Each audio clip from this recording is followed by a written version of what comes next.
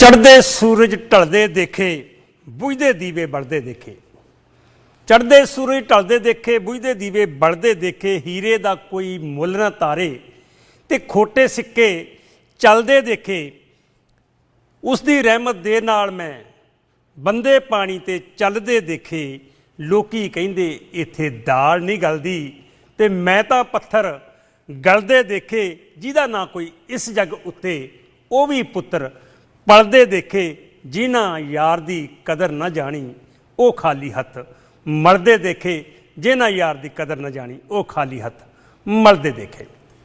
ਬਹੁਤ ਹੀ ਵਧੀਆ ਲਾਈਨਾਂ ਜੀ ਬਾਬਾ ਫਰੀਦ ਜੀ ਦੀਆਂ। ਇਹਨਾਂ ਲਾਈਨਾਂ ਨਾਲ ਮੈਂ ਹਾਜ਼ਰ ਹਾਂ ਜਗਤਾਰ ਸਿੰਘ ਜੱਗੀ। ਸਭ ਤੋਂ ਪਹਿਲਾਂ ਜਸ ਪੰਜਾਬੀ ਦੇਖਣ ਵਾਲੇ ਤੇ ਪੰਜਾਬੀ ਮਾਂ ਬੋਲੀ ਨੂੰ ਪਿਆਰ ਕਰਨ ਵਾਲੇ ਪਿਆਰੇ ਪਿਆਰੇ ਪੰਜਾਬੀਆਂ ਨੂੰ ਮੇਰੇ ਵੱਲੋਂ ਹਮੇਸ਼ਾ ਦੀ ਤਰ੍ਹਾਂ ਪਿਆਰ ਭਰੀ ਸਤਿ ਸ੍ਰੀ ਅਕਾਲ, ਨਮਸਕਾਰ, ਆਦਾਬ, ਸਲਾਮ, ਹੈਲੋ, ਹਾਏ ਤੇ ਨਾਲ ਦੀ ਨਾਲ ਬਹੁਤ ਬਹੁਤ ਨਿੱਘਾ ਸਵਾਗਤ ਜੀ ਅੱਜ ਦੇ ਇਸ ਖਾਸ ਸ਼ੋਅ ਦੇ ਵਿੱਚ। ਖਾਸ ਸ਼ੋਅ ਇਸ ਕਰਕੇ ਕਹਿਣਾ ਪੈਂਦਾ ਹੈ ਕਿ ਸ਼ੋਅ ਰਿਕਾਰਡਡ ਹੁੰਦਾ ਹੈ, ਕਾਲਾਂ ਦਾ ਸਿਲਸਿਲਾ ਨਹੀਂ ਹੁੰਦਾ। ਬਾਕੀ ਸਾਰਾ ਕੁਝ ਸ਼ੋਅ ਦੇ ਵਿੱਚ ਉਸੇ ਤਰ੍ਹਾਂ ਹੀ ਹੁੰਦਾ ਹੈ। ਜਦੋਂ ਕਿਤੇ ਮਾੜਾ ਮੋਟਾ ਵਾਂਢੇ ਟਿੰਡੇ ਜਾਣਾ ਪੈ ਜਾਂਦਾ ਜੀ, ਪਿੰਡਾਂ ਦੇ ਵਿੱਚ ਹੁੰਦਾ ਸੀ ਵਾਂਢੇ ਟਿੰਡੇ ਦਾ ਚਾਅ ਵਾਹਵਾ ਹੁੰਦਾ ਤੇ ਫਿਰ ਸ਼ੋਅ ਰਿਕਾਰਡ ਕਰਕੇ ਤੁਹਾਡੇ ਰੂਬਰੂ ਲਾਈਦਾ। ਪਰ ਕੋਸ਼ਿਸ਼ ਫਿਰ ਵੀ ਇਹੀ ਹੁੰਦੀ ਹੈ ਕਿ ਸ਼ੋਅ ਦੇ ਵਿੱਚ ਕੋਈ ਕਮੀ ਨਾ ਰਵੇ। ਚਾਹੇ ਉਹ ਇਨਫੋਰਮੇਸ਼ਨ ਦੀ ਗੱਲ ਕਰਦੇ ਹਾਂ ਅਸੀਂ ਕਈ ਵਾਰੀ, ਚਾਹੇ ਕਿਸੇ ਜਾਣਕਾਰੀ ਦੀ ਗੱਲ ਕਰਦੇ ਹਾਂ, ਚਾਹੇ ਕੋਈ ਮਾੜਾ ਮੋਟਾ ਹਲਕੇ ਫੁਲਕੇ ਮਾਹੌਲ ਦੀ ਗੱਲ ਕਰਦੇ ਹਾਂ, ਉਹਦੇ ਵਿੱਚ ਕੋਈ ਕਮੀ ਨਾ ਰਵੇ। ਇਹ ਸਾਡੀ ਕੋਸ਼ਿਸ਼ ਪੂਰੀ ਹੁੰਦੀ ਆ ਅਤੇ ਤੁਸੀਂ ਜਸ ਪੰਜਾਬੀ ਨਾਲ ਬੜੀ ਦੇਰ ਤੋਂ ਜੁੜੇ ਹੋ, ਤੁਹਾਡਾ ਸਭ ਦਾ ਬਹੁਤ ਬਹੁਤ ਧੰਨਵਾਦ ਕਰਦੇ ਹਾਂ। ਅੱਜ ਦੇ ਪ੍ਰੋਗਰਾਮ ਦੀ ਗੱਲ ਕਰ ਲਈਏ ਅਤੇ ਗੱਲ ਪੰਜਾਬ ਦੀ ਹੁੰਦੀ ਹੈ, ਪੰਜਾਬੀ ਦੀ ਹੁੰਦੀ ਹੈ, ਪੰਜਾਬੀਆਂ ਦੀ ਹੁੰਦੀ ਆ। ਹਮੇਸ਼ਾ ਹੀ ਤਾਂ ਉਹੀ 35 ਅੱਖਰ ਊੜੇ ਆੜੇ ਦੇ ਹੈਗੇ ਜੀ। ਕਿਸੇ ਨੂੰ ਕੰਨਾ ਲਾ ਕੇ, ਕਿਸੇ ਨੂੰ ਸਿਹਾਰੀ ਲਾ ਕੇ, ਕਿਸੇ ਨੂੰ ਬਿਹਾਰੀ ਲਾ ਕੇ, ਕਨੌੜੇ ਔਂਕੜ ਸਾਰੇ ਜਿਹੜੇ ਹੈਗੇ ਨੇ ਉਹ ਲਾ ਲੂ ਕੇ ਫਿਰ ਘੰਟਾ ਤੁਹਾਡੇ ਨਾਲ ਵਧੀਆ ਬੀਤ ਜਾਂਦਾ, ਬਹੁਤ ਵਧੀਆ ਲੱਗਦਾ। ਅਤੇ ਅੱਜ ਦਾ ਪ੍ਰੋਗਰਾਮ ਵੀ ਪੰਜਾਬੀ 'ਚ ਹੋਏਗਾ ਅਤੇ ਪੰਜਾਬ ਬਾਰੇ ਹੋਏਗਾ। ਪਰ ਖਾਸੀਅਤ ਅੱਜ ਦੇ ਪ੍ਰੋਗਰਾਮ ਦੀ ਇਹ ਹੈ ਕਿ ਸਾਡੇ ਨਾਲ ਮਹਿਮਾਨ ਜਿਹੜੇ ਜੁੜਨਗੇ ਉਹ ਆਸਟ੍ਰੇਲੀਆ ਤੋਂ ਨੇ। ਆਸਟ੍ਰੇਲੀਆ ਤੋਂ ਬਹੁਤ ਵਾਰੀ ਉਹਨਾਂ ਨੂੰ ਮੈਂ ਪਹਿਲਾਂ ਵੀ ਪ੍ਰੋਗਰਾਮ ਦੇ ਵਿੱਚ ਲਿਆਂਦਾ ਔਰ ਬਹੁਤ ਵਧੀਆ ਗੱਲ ਇਹ ਹੈ ਕਿ ਉਸ ਤੋਂ ਬਾਅਦ ਤੁਹਾਡੇ ਜਿਹੜੇ ਮੈਸੇਜ ਆਉਂਦੇ ਨੇ ਮੈਨੂੰ ਸਾਡੇ ਦਰਸ਼ਕਾਂ ਦੇ ਅਮਰੀਕਾ ਦੇ ਵਿੱਚੋਂ, ਕੈਨੇਡਾ ਦੇ ਵਿੱਚੋਂ, ਉਹ ਵੀ ਮੈਂ ਉਹਨਾਂ ਨੂੰ ਫਾਰਵਰਡ ਕਰ ਦਿੰਦਾ। ਇਹਦੇ ਨਾਲ ਉਹਨਾਂ ਦਾ ਵੀ ਹੌਸਲਾ ਵੱਧਦਾ ਕਿ ਵਾਕਈ ਅਗਰ ਅਸੀਂ ਕੋਈ ਗੱਲ ਕਰਦੇ ਹਾਂ ਤਾਂ ਸਾਡੇ ਦਰਸ਼ਕਾਂ ਨੂੰ ਚੰਗੀ ਲੱਗਦੀ ਹੈ। ਆਸਟ੍ਰੇਲੀਆ ਤੋਂ ਸਾਡੇ ਬਹੁਤ ਹੀ ਪਿਆਰੇ ਮਿੱਤਰ ਵੀ ਹੈ ਅਤੇ ਮੀਡੀਆ ਦੇ ਨਾਲ ਲੰਬੇ ਸਮੇਂ ਤੋਂ ਜੁੜੇ ਹੋਏ ਆ। ਸਾਡਾ ਜੇ ਬੈਚ ਅਸੀਂ ਗੱਲ ਕਰੀਏ, ਇਹਨਾਂ ਦਾ ਬੈਚ ਜਿਹੜਾ ਹੈਗਾ ਕਰਮਜੀਤ ਅਨਮੋਲ ਹੁਣੀ, ਭਗਵੰਤ ਮਾਨ ਹੁਣੀ, ਸਾਰੇ ਉਹੀ ਏਰੀਆ ਇਹਨਾਂ ਦਾ ਵੀ ਪੈਂਦਾ। ਰੋਬੀ ਬੈਨੀਪਾਲ ਸਾਹਿਬ ਰਾਬਤਾ ਮੀਡੀਆ ਐਡੀਲੇਡ ਆਸਟ੍ਰੇਲੀਆ ਤੋਂ ਸਾਡੇ ਨਾਲ ਜੁੜੇ ਨੇ। ਉਹਨਾਂ ਨਾਲ ਗੱਲਬਾਤ ਕਰਦੇ ਹਾਂ ਅੱਜ ਦੇ ਪ੍ਰੋਗਰਾਮ ਦੀ। ਜੀ ਰੋਬੀ ਭਾਜੀ ਸਤਿ ਸ਼੍ਰੀ ਅਕਾਲ, ਬਹੁਤ ਬਹੁਤ ਸਵਾਗਤ ਜੀ। ਸਤਿ ਸ਼੍ਰੀ ਅਕਾਲ ਜੀ, ਸਾਰਿਆਂ ਨੂੰ ਸਲਾਮ, ਦੁਆ, ਨਮਸਤੇ ਜੀ ਆਸਟ੍ਰੇਲੀਆ ਵੱਲੋਂ ਸਾਰਿਆਂ ਨੂੰ ਜੀ ਆਇਆਂ ਨੂੰ ਪ੍ਰੋਗਰਾਮ ਦੇ ਵਿੱਚ। ਪਹਿਲਾਂ ਤਾਂ ਜੀ ਤੁਹਾਡਾ ਧੰਨਵਾਦ ਕਰਦੇ ਹਾਂ। ਇੱਕ ਤਾਂ ਬਾਕੀ ਗੱਲਾਂ ਬਾਤਾਂ ਪੰਜਾਬ ਦੀਆਂ ਤਾਂ ਹੁੰਦੀਆਂ ਹੀ ਹੁੰਦੀਆਂ, ਇਹਦੇ ਨਾਲ ਸਾਡੇ ਦਰਸ਼ਕ ਜਿਹੜੇ ਹੈਗੇ ਨੇ ਆਸਟ੍ਰੇਲੀਆ ਨਿਊਜ਼ੀਲੈਂਡ ਦੇ ਵਿੱਚ ਵੀ ਬੈਠੇ ਦੇਖਦੇ ਹੁੰਦੇ ਪ੍ਰੋਗਰਾਮ, ਅਤੇ ਨਾਲ ਦੀ ਨਾਲ ਪੂਰੀ ਦੁਨੀਆ ਦੇ ਵਿੱਚ ਇੱਕ ਸੁਨੇਹਾ ਜਿਹੜਾ ਇਹ ਜਾਂਦਾ ਕਿ ਅਸੀਂ ਗਲੋਬਲੀ ਪ੍ਰੋਗਰਾਮ ਹੈਗਾ, ਹਰ ਮੁਲਕ ਦੇ ਪੰਜਾਬੀਆਂ ਦੀ ਗੱਲ ਕਰਨ ਦੀ ਕੋਸ਼ਿਸ਼ ਕਰੀਦੀ ਹੈ ਤੁਹਾਡੇ ਨਾਲ। ਔਰ ਜਿਹੜੇ ਫਿਰ ਸੁਨੇਹੇ ਹੁੰਦੇ ਸਾਡੇ ਦਰਸ਼ਕਾਂ ਦੇ, ਉਹ ਮੈਂ ਅਕਸਰ ਤੁਹਾਨੂੰ ਵਟਸਐਪ ਕਰ ਦਿੰਦਾ ਹੁੰਦਾ। ਕਾਫੀ ਸਾਰੇ ਫਿਰ ਲੋਕ ਗੱਲ ਕਰਦੇ ਨੇ, ਦੱਸਦੇ ਨੇ, ਫੀਡਬੈਕ ਦਿੰਦੇ ਨੇ, ਅਤੇ ਉਹਦੇ ਲਈ ਤੁਹਾਡਾ ਬਹੁਤ ਬਹੁਤ ਧੰਨਵਾਦ ਜੀ। ਥੈਂਕ ਯੂ ਜੀ। ਗੱਲ ਸ਼ੁਰੂ ਕਰਦੇ ਹਾਂ ਜੀ ਆਪਾਂ ਆਸਟ੍ਰੇਲੀਆ ਦੀ ਮੌਸਮ ਤੋਂ ਹੀ ਕਰ ਲਈਏ, ਮਾਹੌਲ ਦੀ ਗੱਲ ਬਾਅਦ 'ਚ ਗੱਲ ਕਰ ਲੈਂਦੇ ਹਾਂ। ਹਾਂਜੀ ਹਾਂਜੀ, ਮੌਸਮ ਜਿਹੜਾ ਬਾਹਰਲਾ ਮੌਸਮ ਆ ਉਹ ਹੁਣ ਚੇਂਜ ਹੋ ਰਿਹਾ। ਆਉਣ ਵਾਲੇ ਸਮੇਂ ਦੇ ਵਿੱਚ ਸਰਦੀ ਹੋ ਜਾਣੀ ਹੈ। ਇੱਥੇ ਥੋੜ੍ਹਾ ਜਿਹਾ ਪਿੱਛੇ ਹੁੰਦਾ ਜਾ ਰਿਹਾ ਜਿਉਂ-ਜਿਉਂ ਗਲੋਬਲ ਵਾਰਮਿੰਗ, ਇੱਕ ਜਿਹੜਾ ਨਾਮ ਦੇ ਦਿੱਤਾ ਗਿਆ ਉਸਨੂੰ ਗਲੋਬਲ ਵਾਰਮਿੰਗ, ਪਰ ਉਹ ਅਸਲ ਦੇ ਵਿੱਚ ਕੀ ਆ ਉਹ ਤਾਂ ਜੇ ਕਲੀਅਰ ਨਹੀਂ ਹੈ। ਉਸ ਦਾ ਨਾਮ ਗਲੋਬਲ ਵਾਰਮਿੰਗ ਹੋਣਾ ਚਾਹੀਦਾ ਜਾਂ ਨਹੀਂ ਹੋਣਾ ਚਾਹੀਦਾ, ਇਟਸੈਲਫ ਇੱਕ ਬਹੁਤ ਵੱਡਾ ਸਬਜੈਕਟ ਆ, ਵਿਸ਼ਾ ਹੈਗਾ। ਬਟ ਮੈਂ ਆਪਦੇ ਤਾਇਆ ਜੀ ਤੋਂ ਇੱਕ ਗੱਲ ਸੁਣਦਾ ਹੁੰਦਾ ਸੀਗਾ ਕਿ ਯਾਰ ਇਹ ਉਸ ਵੇਲੇ ਦੀਆਂ ਗੱਲਾਂ ਜਦੋਂ ਪੀਲਾਂ ਪੱਕ ਜਾਂਦੀਆਂ ਸੀ। ਤੇ ਪੀਲਾਂ ਪੱਕ ਜਾਂਦੀਆਂ ਦਾ ਮਤਲਬ ਇਹ ਸੀਗਾ ਕਿ ਵੀ ਉਦੋਂ ਅੱਤ ਦੀ ਗਰਮੀ ਪੈਂਦੀ ਸੀ, ਕਿ ਵੀ ਜਿਹੜੀਆਂ ਜੰਡੀਆਂ ਤੇ ਹੁੰਦੀਆਂ ਸ਼ਾਇਦ ਪੀਲਾਂ ਲੱਗਦੀਆਂ, ਜੇ ਮੈਂ ਗਲਤ ਨਾ ਹੋਵਾਂ, ਤਾਂ ਉਹ ਜੰਡ ਉਦੋਂ ਫਲ ਦਿੰਦਾ ਸੀਗਾ ਜਾਂ ਉਦੋਂ ਉਹਦਾ ਫਲ ਪੱਕਦਾ ਜਦੋਂ ਅੱਤ ਦਰਜੇ ਦੀ ਗਰਮੀ ਹੁੰਦੀ ਹੈ ਜੀ। ਸੋ ਉਹ ਮੌਸਮ ਆ ਜਿਹੜਾ ਹੁਣ ਦੋਨਾਂ ਦਿਸ਼ਾਵਾਂ ਦੇ ਵਿੱਚ, ਉੱਪਰ ਨਾਰਥ ਤੇ ਸਾਊਥ ਪੋਲ ਦੇ ਵਿੱਚ ਉਹ ਖੇਡ ਖੇਡਣ ਲੱਗਿਆ ਹੋਇਆ। ਜਦੋਂ ਇੱਥੇ ਠੰਡ ਪੈਂਦੀ ਆ ਤਾਂ ਉਹ ਅੱਤ ਦਰਜੇ ਦੀ ਠੰਡ ਪੈਂਦੀ ਆ, ਤਾਂ ਉਸਦੇ ਉਲਟ ਅੱਤ ਦਰਜੇ ਦੀ ਗਰਮੀ ਸਾਡੇ ਨਾਰਥ ਪੋਲ ਵਾਲੇ ਸਾਈਡ ਤੇ ਪੈਂਦੀ ਆ, ਜਿਹਦੇ ਵਿੱਚ ਇੰਡੀਆ, ਪਾਕਿਸਤਾਨ ਸਾਡਾ ਏਰੀਆ ਆ ਜਾਂਦਾ। ਸੋ ਮੌਸਮ ਦੇ ਵਿੱਚ ਕੁਛ ਨਾ ਕੁਛ ਹੋ ਰਿਹਾ ਜਿਹੜੇ ਨੂੰ ਗਲੋਬਲ ਵਾਰਮਿੰਗ ਦਾ ਨਾਮ ਦੇ ਕੇ ਬਿਜ਼ਨਸ ਕੀਤੇ ਜਾ ਰਹੇ ਨੇ, ਜਾਂ ਰਾਜਨੀਤੀਆਂ ਕੀਤੀਆਂ ਜਾ ਰਹੀਆਂ ਨੇ, ਪਰ ਕੁਛ ਨਾ ਕੁਛ ਹੈ ਜਿੱਥੇ ਇਨਸਾਨ ਨੇ ਕੋਈ ਗਲਤ ਪੱਤਾ ਖੇਡ ਦਿੱਤਾ, ਜਿਸ ਦਾ ਜੇ ਹੋ ਸਕਦਾ ਸਮਾਂ ਪਾ ਕੇ ਸਾਨੂੰ ਪਤਾ ਲੱਗੇ। ਤੇ ਵੈਸੇ ਜੇ ਗੱਲ ਕਰ ਲਈਏ ਕਿੰਨਾ ਕੁ ਚੱਲ ਜਾਂਦਾ ਜੀ ਮੈਕਸਿਮਮ ਟੈਂਪਰੇਚਰ ਤੇ ਮਿਨੀਮਮ? ਮਿਨੀਮਮ ਜਿਹੜਾ ਸਾਡਾ ਸ਼ਹਿਰ ਹੈਗਾ ਉਸ ਨੂੰ ਥੋੜਾ ਵਾਰਮ ਸ਼ਹਿਰ ਦੇ ਤੌਰ ਤੇ ਮੰਨਿਆ ਜਾਂਦਾ।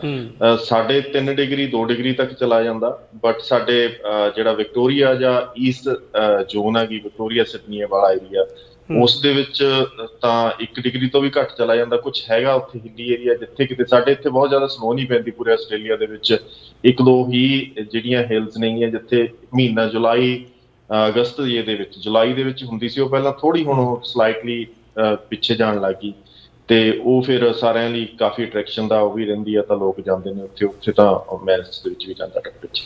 ਤੇ ਮੈਕਸਿਮਮ ਕਿੰਨੇ ਗਰਮੀਆਂ ਨੂੰ ਕਿੰਨਾ ਚੱਲ ਜਾਂਦਾ ਜੀ?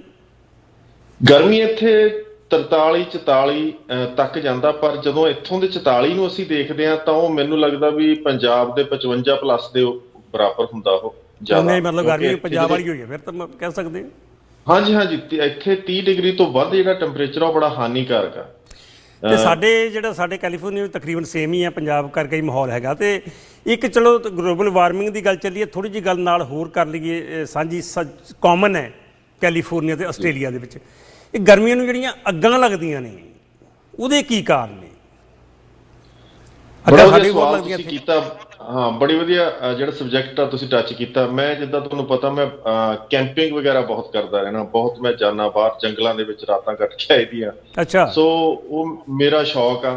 ਤੇ ਜਦੋਂ ਗਲੋਬਲ ਇਹ ਜਿਹੜਾ ਫਾਇਰ ਵਾਲਾ ਆਪਸ਼ਨ ਆ ਜਾਂ ਜਿਹੜੀ ਉਹ ਆ, ਤਾਂ ਮੈਂ ਉੱਥੇ ਜਦੋਂ ਲੋਕਲ ਕਿਸਾਨ ਨੇ ਜਿਹੜੇ ਜੰਗਲਾਂ ਦੇ ਵਿੱਚ ਰਹਿੰਦੇ ਨੇ, ਜਿਨ੍ਹਾਂ ਦੀ ਪੁਸ਼ਤਾਂ ਉੱਥੇ ਰਹਿੰਦੀਆਂ ਨਹੀਂ ਆ ਗਈਆਂ, ਜਿਹੜੇ ਆਸਟ੍ਰੇਲੀਆ ਦੇ ਸ਼ਹਿਰਾਂ ਨਾਲ ਉਹਨਾਂ ਨੂੰ ਕੋਈ ਲੈਣ ਦੇਣ ਨਹੀਂ, ਜਦੋਂ ਉਹਨਾਂ ਨਾਲ ਇਸ ਸਬਜੈਕਟ ਤੇ ਗੱਲ ਕਰੀਦੀ ਆ ਤਾਂ ਉਹ ਕਹਿੰਦੇ ਨੇ ਕਿ this is a natural process, ਕਿ ਜਦੋਂ ਪੁਰਾਣੀ ਜਿਹੜੀ ਚੀਜ਼ ਆ ਉਹਨੇ ਜਦੋਂ ਖਤਮ ਹੋ ਕੇ ਇੱਕ ਨਵਾਂ ਰੂਪ, ਨਵੇਂ ਪੌਦਿਆਂ ਨੇ ਪੈਦਾ ਹੋਣਾ, ਤਾਂ ਕੁਦਰਤ ਉਹਨਾਂ ਨੂੰ ਜਲਾਉਂਦੀ ਆ। ਬਸ ਫਰਕ ਇਹ ਆ ਗਿਆ ਕਿ ਪਹਿਲਾਂ ਉਹ ਕੈਮਰਿਆਂ ਦੀ ਨਜ਼ਰ 'ਚ ਨਹੀਂ ਆਉਂਦਾ ਸੀਗਾ, ਉਹ ਨੈਸ਼ਨਲ ਜਾਂ ਇੰਟਰਨੈਸ਼ਨਲ ਨਿਊਜ਼ ਨਹੀਂ ਬਣਦੇ ਸੀਗੇ, ਹੁਣ ਉਹ ਨੈਸ਼ਨਲ ਇੰਟਰਨੈਸ਼ਨਲ ਨਿਊਜ਼ ਬਣਨ ਲੱਗੇ ਨੇਗੇ। ਇਹ ਪਹਿਲਾਂ ਵੀ ਹੁੰਦਾ ਆਇਆ ਤੇ ਹੁਣ ਵੀ ਹੁੰਦਾ ਆਇਆ। ਬਹੁਤੇ ਚਾਂਸਸ ਇਹ ਹੁੰਦੇ ਨੇ ਕਿ ਆਸਟ੍ਰੇਲੀਆ ਦੇ ਵਿੱਚ ਜਿਹੜੇ ਲੋਕ ਨੇ ਉਹ ਬੜੇ ਅਵੇਅਰ ਨੇਗੇ ਫਾਇਰ ਦੇ ਮਾਮਲੇ ਦੇ ਵਿੱਚ। ਸੋ ਹਾਰਡਲੀ ਤੁਸੀਂ ਘਰ ਦੇ ਵਿੱਚ ਤੁਹਾਨੂੰ ਮਾਚਿਸ ਵਗੈਰਾ ਲੱਭੂਗੀ ਜਾਂ ਕੁਛ ਏਦਾਂ ਦਾ ਜਿਹਦੇ ਨਾਲ ਫਾਇਰ ਦਾ ਕੋਈ ਕੀਤਾ ਜਾਂਦਾ।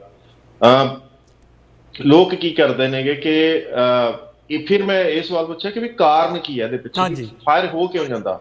ਉਹ ਕਹਿੰਦੇ ਸੁੱਕੀਆਂ ਲੱਕੜਾਂ ਜਦੋਂ ਤੇਜ਼ ਹਵਾ ਦੇ ਨਾਲ ਆਪਸ ਚ ਰਗੜਾਉਂਦੀਆਂ ਨੇ ਨਾ, ਸੁੱਕੀਆਂ ਲੱਕੜਾਂ ਦੋ ਦਰਖਤ ਦੀਆਂ, ਦੋ ਦਰਖਤ ਇੱਕ ਦੂਜੇ ਦੇ ਉੱਪਰ, ਤਾਂ ਉਹ ਜੋ ਰਗੜ ਪਈ ਜਾਂਦੀ ਆ, ਤੇਜ਼ ਹਵਾ ਚੱਲਦੀ ਆ, ਤਾਂ ਉੱਥੋਂ ਫਾਇਰ ਪੈਦਾ ਹੁੰਦਾ। ਜਿੱਦਾਂ ਪਹਿਲਾਂ ਪੱਥਰ ਯੁੱਗ ਦੇ ਵਿੱਚ ਪੱਥਰ ਘਸਾਉਂਦੇ, ਅਕਸਰ ਤਾਂ ਇਹ ਸਮਝਿਆ ਜਾਂਦਾ ਸੀਗਾ ਜੀ ਕਿਸੇ ਦੇ ਹੋ ਸਕਦਾ ਕੋਈ ਬੀੜੀ ਸਿਗਰਟ ਸੱਟਦੀ ਹੋਵੇ, ਕੁਝ ਕਰਦਾ ਹੋਵੇ ਜਾਂ ਕੋਈ ਅੱਗ ਦਾ, ਪਰ ਇਹ ਆਪਸ ਵਿੱਚ ਲੱਕੜਾਂ ਟਕਰਾਉਂਦੀਆਂ ਵੀ ਅੱਗ ਪੈਦਾ ਕਰਦੀਆਂ। ਹਾਂਜੀ, ਉਹ ਵੀ ਇੱਕ ਕਾਰਨ ਹੈ, ਬਟ ਜੰਗਲ ਇਟਸੈਲਫ ਫਾਇਰ ਕਰਕੇ ਆਪਣੇ ਆਪ ਨੂੰ, ਨੈਚੁਰਲ ਪ੍ਰੋਸੈਸ ਦੇਖੋ ਕਿੱਦਾਂ ਉਹ ਆ ਕੇ ਉਹ ਆਪਣੇ ਆਪ ਨੂੰ ਫਾਇਰ ਪੈਦਾ ਕਰਕੇ ਉਸ ਤਰੀਕੇ ਨਾਲ ਆਪਣੇ ਆਪ ਨੂੰ ਰੀਫਾਈਨ ਕਰਦਾ। ਕਹਿੰਦੇ ਨਵੇਂ ਕੱਪੜੇ ਪਾਉਂਦੀ ਆ ਜਿਹੜੀ ਪ੍ਰਕਿਰਤੀ ਆ। ਜੀ। ਸੋ ਉਹਦੇ ਅਗੇਨ ਜਿੱਦਾਂ ਮੈਂ ਪਹਿਲਾਂ ਗਲੋਬਲ ਵਾਰਮਿੰਗ ਵਰਡ ਯੂਜ਼ ਕੀਤਾ, ਤਾਂ ਹਰ ਚੀਜ਼ ਦੇ ਪਿੱਛੇ ਉਸੇ ਚੀਜ਼ ਨੂੰ ਅਲੱਗ-ਅਲੱਗ ਤਰ੍ਹਾਂ ਦੇ ਦਿਮਾਗ ਨੇ, ਜਿਹੜੇ ਕਿਸੇ ਦੇ ਦਿਮਾਗ ਦੇ ਵਿੱਚ ਬਿਜ਼ਨਸ ਰਨ ਕਰਦਾ, ਕਿਸੇ ਦੇ ਦਿਮਾਗ ਦੇ ਵਿੱਚ ਸੋਸ਼ਲ ਵਰਕ ਰਨ ਕਰਦਾ, ਕੋਈ ਕਿਸੇ ਤਰ੍ਹਾਂ ਨਾਲ ਦੇਖਦਾ, ਉਸੇ ਤਰੀਕੇ ਨਾਲ ਉਹ ਉਸੇ ਨਜ਼ਰ ਤੋਂ ਉਸਨੂੰ ਦੇਖਦਾ। ਅੱਛਾ, ਆਸਟ੍ਰੇਲੀਆ ਦੇ ਮਾਹੌਲ ਦੀ ਗੱਲ ਕਰ ਲਈਏ, ਖਾਸ ਤੌਰ ਤੇ ਪੰਜਾਬੀਆਂ ਦੇ ਮਾਹੌਲ ਜਿਹੜਾ ਹੈਗਾ, ਪੰਜਾਬੀਆਂ ਦੇ ਅਕਸ ਨੂੰ ਕਿਤੇ ਨਾ ਕਿਤੇ ਖਰਾਬ ਕਰਨ ਦੀ ਕੋਸ਼ਿਸ਼ ਕੀਤੀ ਜਾ ਰਹੀ ਹੈ, ਜਾਂ ਅਸੀਂ ਪੰਜਾਬੀ ਆਪੇ ਹੀ ਆਪਣਾ ਅਕਸ ਖਰਾਬ ਕਰ ਰਹੇ ਹਾਂ? ਜਿਹਦੀ ਮਿਸਾਲ ਇੱਕ ਤਾਂ ਸਾਡੇ ਇੱਥੇ ਸਨ ਫਰਾਂਸਿਸਕੋ ਦੇ ਵਿੱਚ ਅੰਬੈਸੀ ਦੀ ਭੰਨਤੋੜ ਕੀਤੀ ਸਿੱਖਾਂ ਨੇ ਜਾ ਕੇ। ਇੱਕ ਇੰਗਲੈਂਡ ਦਾ ਤੁਸੀਂ ਦੇਖਿਆ ਹੋਣਾ, ਉਹਨਾਂ ਦਾ ਅੰਬੈਸੀ ਤੋਂ ਜਾ ਕੇ ਝੰਡਾ ਲਾਇਆ ਕੌਂਸਲੇਟ ਤੋਂ, ਠੀਕ ਹੈ ਜੀ। ਤੇ ਉਸ ਤੋਂ ਬਾਅਦ ਖਬਰਾਂ ਇਹ ਆਈਆਂ ਕਿ ਪੰਜਾਬੀਆਂ ਤੇ ਉੱਪਰ ਹੱਥ ਟਾਈਟ ਕਰਤਾ। ਤੁਹਾਡੀ ਆਸਟ੍ਰੇਲੀਆ ਦੀ ਜੇ ਗੱਲ ਕਰੀਏ ਤਾਂ ਕਹਿੰਦੇ ਆਸਟ੍ਰੇਲੀਆ ਦੇ ਪ੍ਰਧਾਨ ਮੰਤਰੀ ਸਾਹਿਬ ਗਏ ਸੀ ਇੰਡੀਆ, ਆਉਣ ਤੋਂ ਬਾਅਦ ਉਹਨਾਂ ਨੇ ਨਹੀਂ, ਮਤਲਬ ਆਸਟ੍ਰੇਲੀਆ ਦੀਆਂ 5 ਯੂਨੀਵਰਸਿਟੀਆਂ ਨੇ 5 ਸਟੇਟਾਂ ਦੇ ਸਟੂਡੈਂਟਸ ਤੇ ਬੈਨ ਲਾਤਾ, ਜਿਹਦੇ 'ਚ ਪੰਜਾਬ, ਹਰਿਆਣਾ, ਯੂਪੀ, ਯਾਨੀ ਕਿ ਨਾਰਥ ਦੀਆਂ 5 ਸਟੇਟਾਂ ਨੇ। ਇਹਦੇ ਬਾਰੇ ਕੋਈ ਹੈ ਜਾਣਕਾਰੀ? ਇਹਦਾ ਕੀ ਹੱਲ ਕਰ ਸਕਦੇ ਅਸੀਂ? ਕਿਉਂ ਪੰਜਾਬੀ ਆਪਣੇ ਆਪ ਦਾ ਨਾਮ ਸਤਿਆਨਾਸ਼ ਕਰਨ ਲੱਗੇ ਹੋਏ, ਜਾਂ ਪੰਜਾਬੀਆਂ ਦਾ ਨਾਮ ਸਤਿਆਨਾਸ਼ ਕੀਤਾ ਜਾ ਰਿਹਾ? ਜੀ, ਤੁਸੀਂ ਹੁਣ ਜਦੋਂ ਤੁਸੀਂ ਇਹ ਸ਼ਬਦ ਆਪਣੇ ਅੰਦਰੋਂ ਬਾਹਰ ਲੈ ਕੇ ਆ ਰਹੇ ਹੋ ਨਾ, ਤੁਸੀਂ ਵੀ 2 ਵਾਰੀ ਸੋਚ ਰਹੇ ਹੋ। ਹਾਂਜੀ। ਤੇ ਜਦੋਂ ਮੈਂ ਵੀ ਕੁਝ ਬੋਲਣ ਦੀ ਕੋਸ਼ਿਸ਼ ਕਰਦਾ ਆਪਣਿਆਂ ਬਾਰੇ, ਆਪਣੇ ਘਰ ਦੇ ਵਿੱਚ ਬਹਿ ਕੇ, ਆਪਣੇ ਕਹਿੰਦੇ ਨਹੀਂ ਹੁੰਦੇ ਆਪਣੇ ਕੋੜਮੇ ਬਾਰੇ ਜਾਂ ਆਪਣੇ ਉਸ ਪੂਰੇ ਕਮਿਊਨਿਟੀ ਬਾਰੇ ਜਦੋਂ ਮੈਂ ਇੱਕ ਸ਼ਬਦ ਕਹਿਣ ਦੀ ਕੋਸ਼ਿਸ਼ ਕਰੂੰਗਾ ਆਪਣੇ ਨੂੰ, ਤਾਂ ਮੈਨੂੰ ਆਪਣੇ ਆਪ ਨੂੰ ਵੀ ਡਰ ਲੱਗੂਗਾ ਕਿ ਯਾਰ ਮੈਂ ਕਹਿ ਦੇਵਾਂ ਕਿਤੇ ਮੇਰੇ ਪਿੱਛੇ ਨਾ ਪੈ ਜਾਣ। ਹਾਂਜੀ। ਸੋ ਇਹ ਜਿਹੜਾ ਡਰ ਪੈਦਾ ਕੀਤਾ ਹੋਇਆ ਸਾਡੇ ਵਿੱਚ, ਤਾਂ ਉਹਦੇ ਨਾਲ ਕੀ ਹੈਗਾ ਕਿ ਕੁਝ ਲੋਕ ਜਿਹੜਾ ਕੋਲ ਤਜਰਬਾ ਹੁੰਦਾ ਉਹ ਚੁੱਪ ਕਰ ਜਾਂਦੇ ਆ ਤੇ ਦੂਜਿਆਂ ਨੂੰ ਇਹ ਲੱਗਦਾ ਕਿ ਜੋ ਅਸੀਂ ਕਰ ਰਹੇ ਹਾਂ ਉਹ ਸਹੀ ਕਰ ਰਹੇ ਹਾਂ। ਹੁਣ ਪੂਰੀ ਗੱਲ ਨੂੰ ਜੇ ਮੈਂ ਕਨੈਕਟ ਕਰਾਂ, 2008 ਦੇ ਵਿੱਚ ਅਸੀਂ ਇੱਥੇ ਸੀ, ਉਹ 2008-9 ਦੇ ਵਿੱਚ ਉਹ ਦੌਰ ਸੀਗਾ ਜਦੋਂ ਰੇਸਿਸਟ ਅਟੈਕ ਦੀ ਇੱਕ ਚਰਚਾ, ਇੱਕ ਨਿਊਜ਼ ਨੈਸ਼ਨਲ ਇੰਟਰਨੈਸ਼ਨਲ ਗਰਾਊਂਡ ਦੇ ਉੱਪਰ ਆਸਟ੍ਰੇਲੀਆ ਦੀ ਜਿਹੜੀ ਫੈਲੀ ਸੀ, ਬਦਨਾਮੀ ਹੋਈ ਸੀ। ਉਦੋਂ ਇੰਡੀਆ ਤੇ ਪਾਕਿਸਤਾਨ ਦੇ ਰਿਲੇਸ਼ਨਸ਼ਿਪ ਇੰਨੇ ਸਟਰੋਂਗ ਨਹੀਂ ਸਨ ਜਿੰਨੇ ਆਸਟ੍ਰੇਲੀਆ ਦੇ ਚਾਈਨਾ ਨਾਲ ਸਨ ਜੀ। ਉਦੋਂ ਇੰਡੀਆ ਤੇ ਪਾਕਿਸਤਾਨ ਇੰਨਾ ਕਲੋਜ਼ ਨਹੀਂ ਸੀਗਾ। ਸੋ ਇੰਡੀਆ ਦੇ ਜਿਹੜੇ ਨਿਊਜ਼ ਚੈਨਲ ਸੀ ਉਹਨਾਂ ਨੇ ਇਸ ਨੂੰ ਬਹੁਤ ਹਾਈਲਾਈਟ ਕੀਤਾ, ਚਾਹੇ ਉਹ ਨੈਸ਼ਨਲ ਨਿਊਜ਼ ਆ ਚਾਹੇ ਸਟੇਟ ਪੱਧਰ ਦੇ ਨਿਊਜ਼ ਨੇ। ਸੋ ਉਹ ਹੋਇਆ ਕਿਉਂ, ਕਿੱਥੋਂ ਸ਼ੁਰੂ ਹੋਇਆ? ਕਿਉਂਕਿ ਅਸੀਂ ਸਾਡੇ ਕੁਝ ਰਾਈਟਸ ਸੀਗੇ, ਸਟੂਡੈਂਟਸ ਦੀਆਂ ਕੋਈ ਮੰਗਾਂ ਸੀਗੀਆਂ, ਜੋ ਵੀ ਸੀਗਾ, ਛੋਟਾ ਮੋਟਾ ਮੈਟਰ ਸੀਗਾ ਜਾਂ ਵੱਡਾ ਸੀਗਾ ਉਹਨਾਂ ਦੇ ਲਈ ਜਾਂ ਸਰਕਾਰ ਲਈ ਛੋਟਾ ਸੀਗਾ, ਉਸ ਨੂੰ ਮੈਂ ਉਸ ਕੈਟਾਗਰੀ 'ਚ ਨਹੀਂ ਲੈ ਕੇ ਆਉਂਗਾ। ਪਰ ਜਿਹੜਾ ਇੱਥੋਂ ਦੀ ਇੱਕ ਰੈਪੂਟੇਟਡ ਏਰੀਆ ਜਿੱਥੇ ਜਿਸ ਨੂੰ ਅਸੀਂ ਫਲਿੰਡਰਸ ਜਿਹੜਾ ਸਟੇਸ਼ਨ ਕਹਿੰਦੇ ਆ, ਜਿਹੜਾ ਹਿਸਟੋਰਿਕ ਬਿਲਡਿੰਗ ਆ, ਉਸ ਦੇ ਸ਼ੀਸ਼ੇ ਤੋੜੇ ਗਏ।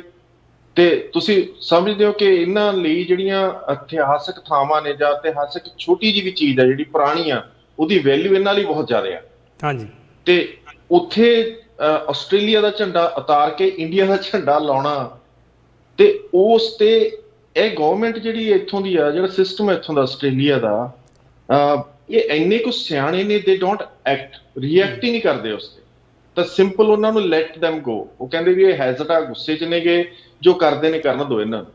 ਉਸ ਤੋਂ ਬਾਅਦ ਕੀ ਕੀਤਾ ਇਹਨਾਂ ਨੇ, ਆਪਣੇ ਲਾਜ਼ ਦੇ ਵਿੱਚ ਬਹੁਤ ਸਾਰੀਆਂ ਚੇਂਜਸ ਕੀਤੀਆਂ। ਉਸ ਤੋਂ ਬਾਅਦ 4-5 ਸਾਲ ਮੇਰੇ ਯਾਦ ਆ ਕਿ ਜਿਹੜਾ ਪੰਜਾਬ ਨੇ ਬਹੁਤ ਸਟਰਗਲ ਕੀਤੀ ਵੀਜ਼ਿਆਂ ਦੇ ਵਿੱਚ, ਜਿਹੜੇ ਸਟੂਡੈਂਟ ਵੀਜ਼ੇ ਸੀਗੇ, ਉਸ ਦੀ ਵਜ੍ਹਾ ਦੇ ਨਾਲ ਸਾਡੀ, ਮੈਂ ਆਪਣੀ ਸਿਟੀ ਨੂੰ ਕਾਊਂਟ ਕਰਾਂ ਤਾਂ ਇੰਡੀਆ ਦੀ ਪਾਪੂਲੇਸ਼ਨ ਇੱਥੇ, ਜਿਹੜੀ ਟੋਟਲ ਇੰਡੀਆ ਦੀ ਪਾਪੂਲੇਸ਼ਨ ਆ, ਉਸ ਨੂੰ 80% ਜਾਂ 70% ਜਿਹੜਾ ਉਹਦੇ ਵਿੱਚ ਪਾਰਟਿਸਿਪੇਟ ਸੀਗਾ ਪੰਜਾਬ ਦਾ ਜਾਂ ਹਰਿਆਣੇ ਦਾ। ਤੇ ਉਸ ਤੋਂ ਬਾਅਦ ਉਹ ਘਟਦਾ ਗਿਆ ਤਾਂ ਨਾਰਥ ਦੀ ਥਾਂ ਤੇ ਸਾਊਥ ਇੰਡੀਆ ਦੀ ਜਿਹੜੀ ਪਾਪੂਲੇਸ਼ਨ ਆ ਉਹ ਇੱਥੇ ਵੱਧਦੀ ਗਈ। ਤਾਂ ਉਹਨਾਂ ਨੇ ਪ੍ਰੈਫਰ ਕੀਤਾ ਸਕਿਲਡ ਮਾਈਗ੍ਰੇਟਸ ਨੂੰ ਇੰਸਟੈਡ ਆਫ ਜਿਹੜੇ ਸਟੂਡੈਂਟ ਵੀਜ਼ਾ ਹੋਲਡਰ ਨੇ ਜਾਂ ਸਟੂਡੈਂਟ ਵਾਸਤੇ ਆਉਂਦੇ। ਸੋ ਉਹਨਾਂ ਨੇ ਆਪਣੀ ਪਾਲਿਸੀ ਕ੍ਰੀਏਟ ਕੀਤੀ ਆਸਟ੍ਰੇਲੀਆ ਦੇ ਵਿੱਚ, ਬੜੀ ਵੱਡੀ ਉਹ ਆ ਕਿ ਬੜਾ ਓਵਰਨਾਈਟ ਹੀ ਇੱਕ ਪਾਲਿਸੀ ਨਵੀਂ ਤਿਆਰ ਕਰਕੇ ਉਹਨੂੰ ਇੰਪਲੀਮੈਂਟ ਵੀ ਕਰ ਦਿੰਦੇ ਆ। ਉਸ ਤੋਂ ਬਾਅਦ ਜਦੋਂ ਹੁਣ ਅੱਜ ਦੇ ਦੌਰ ਦੇ ਵਿੱਚ ਆ ਜਾਈਏ, ਇੱਕ ਪੂਰੀ ਜਨਰੇਸ਼ਨ ਗੈਪ ਆ ਗਿਆ ਉਸ ਦੇ ਵਿੱਚ। ਨਵੇਂ ਮੁੰਡੇ ਆਏ, ਉਹਨਾਂ ਦੇ ਵਿੱਚ ਜੋਸ਼ ਆ, ਮੁੱਦੇ ਨੇ, ਮਸਲੇ ਨੇਗੇ।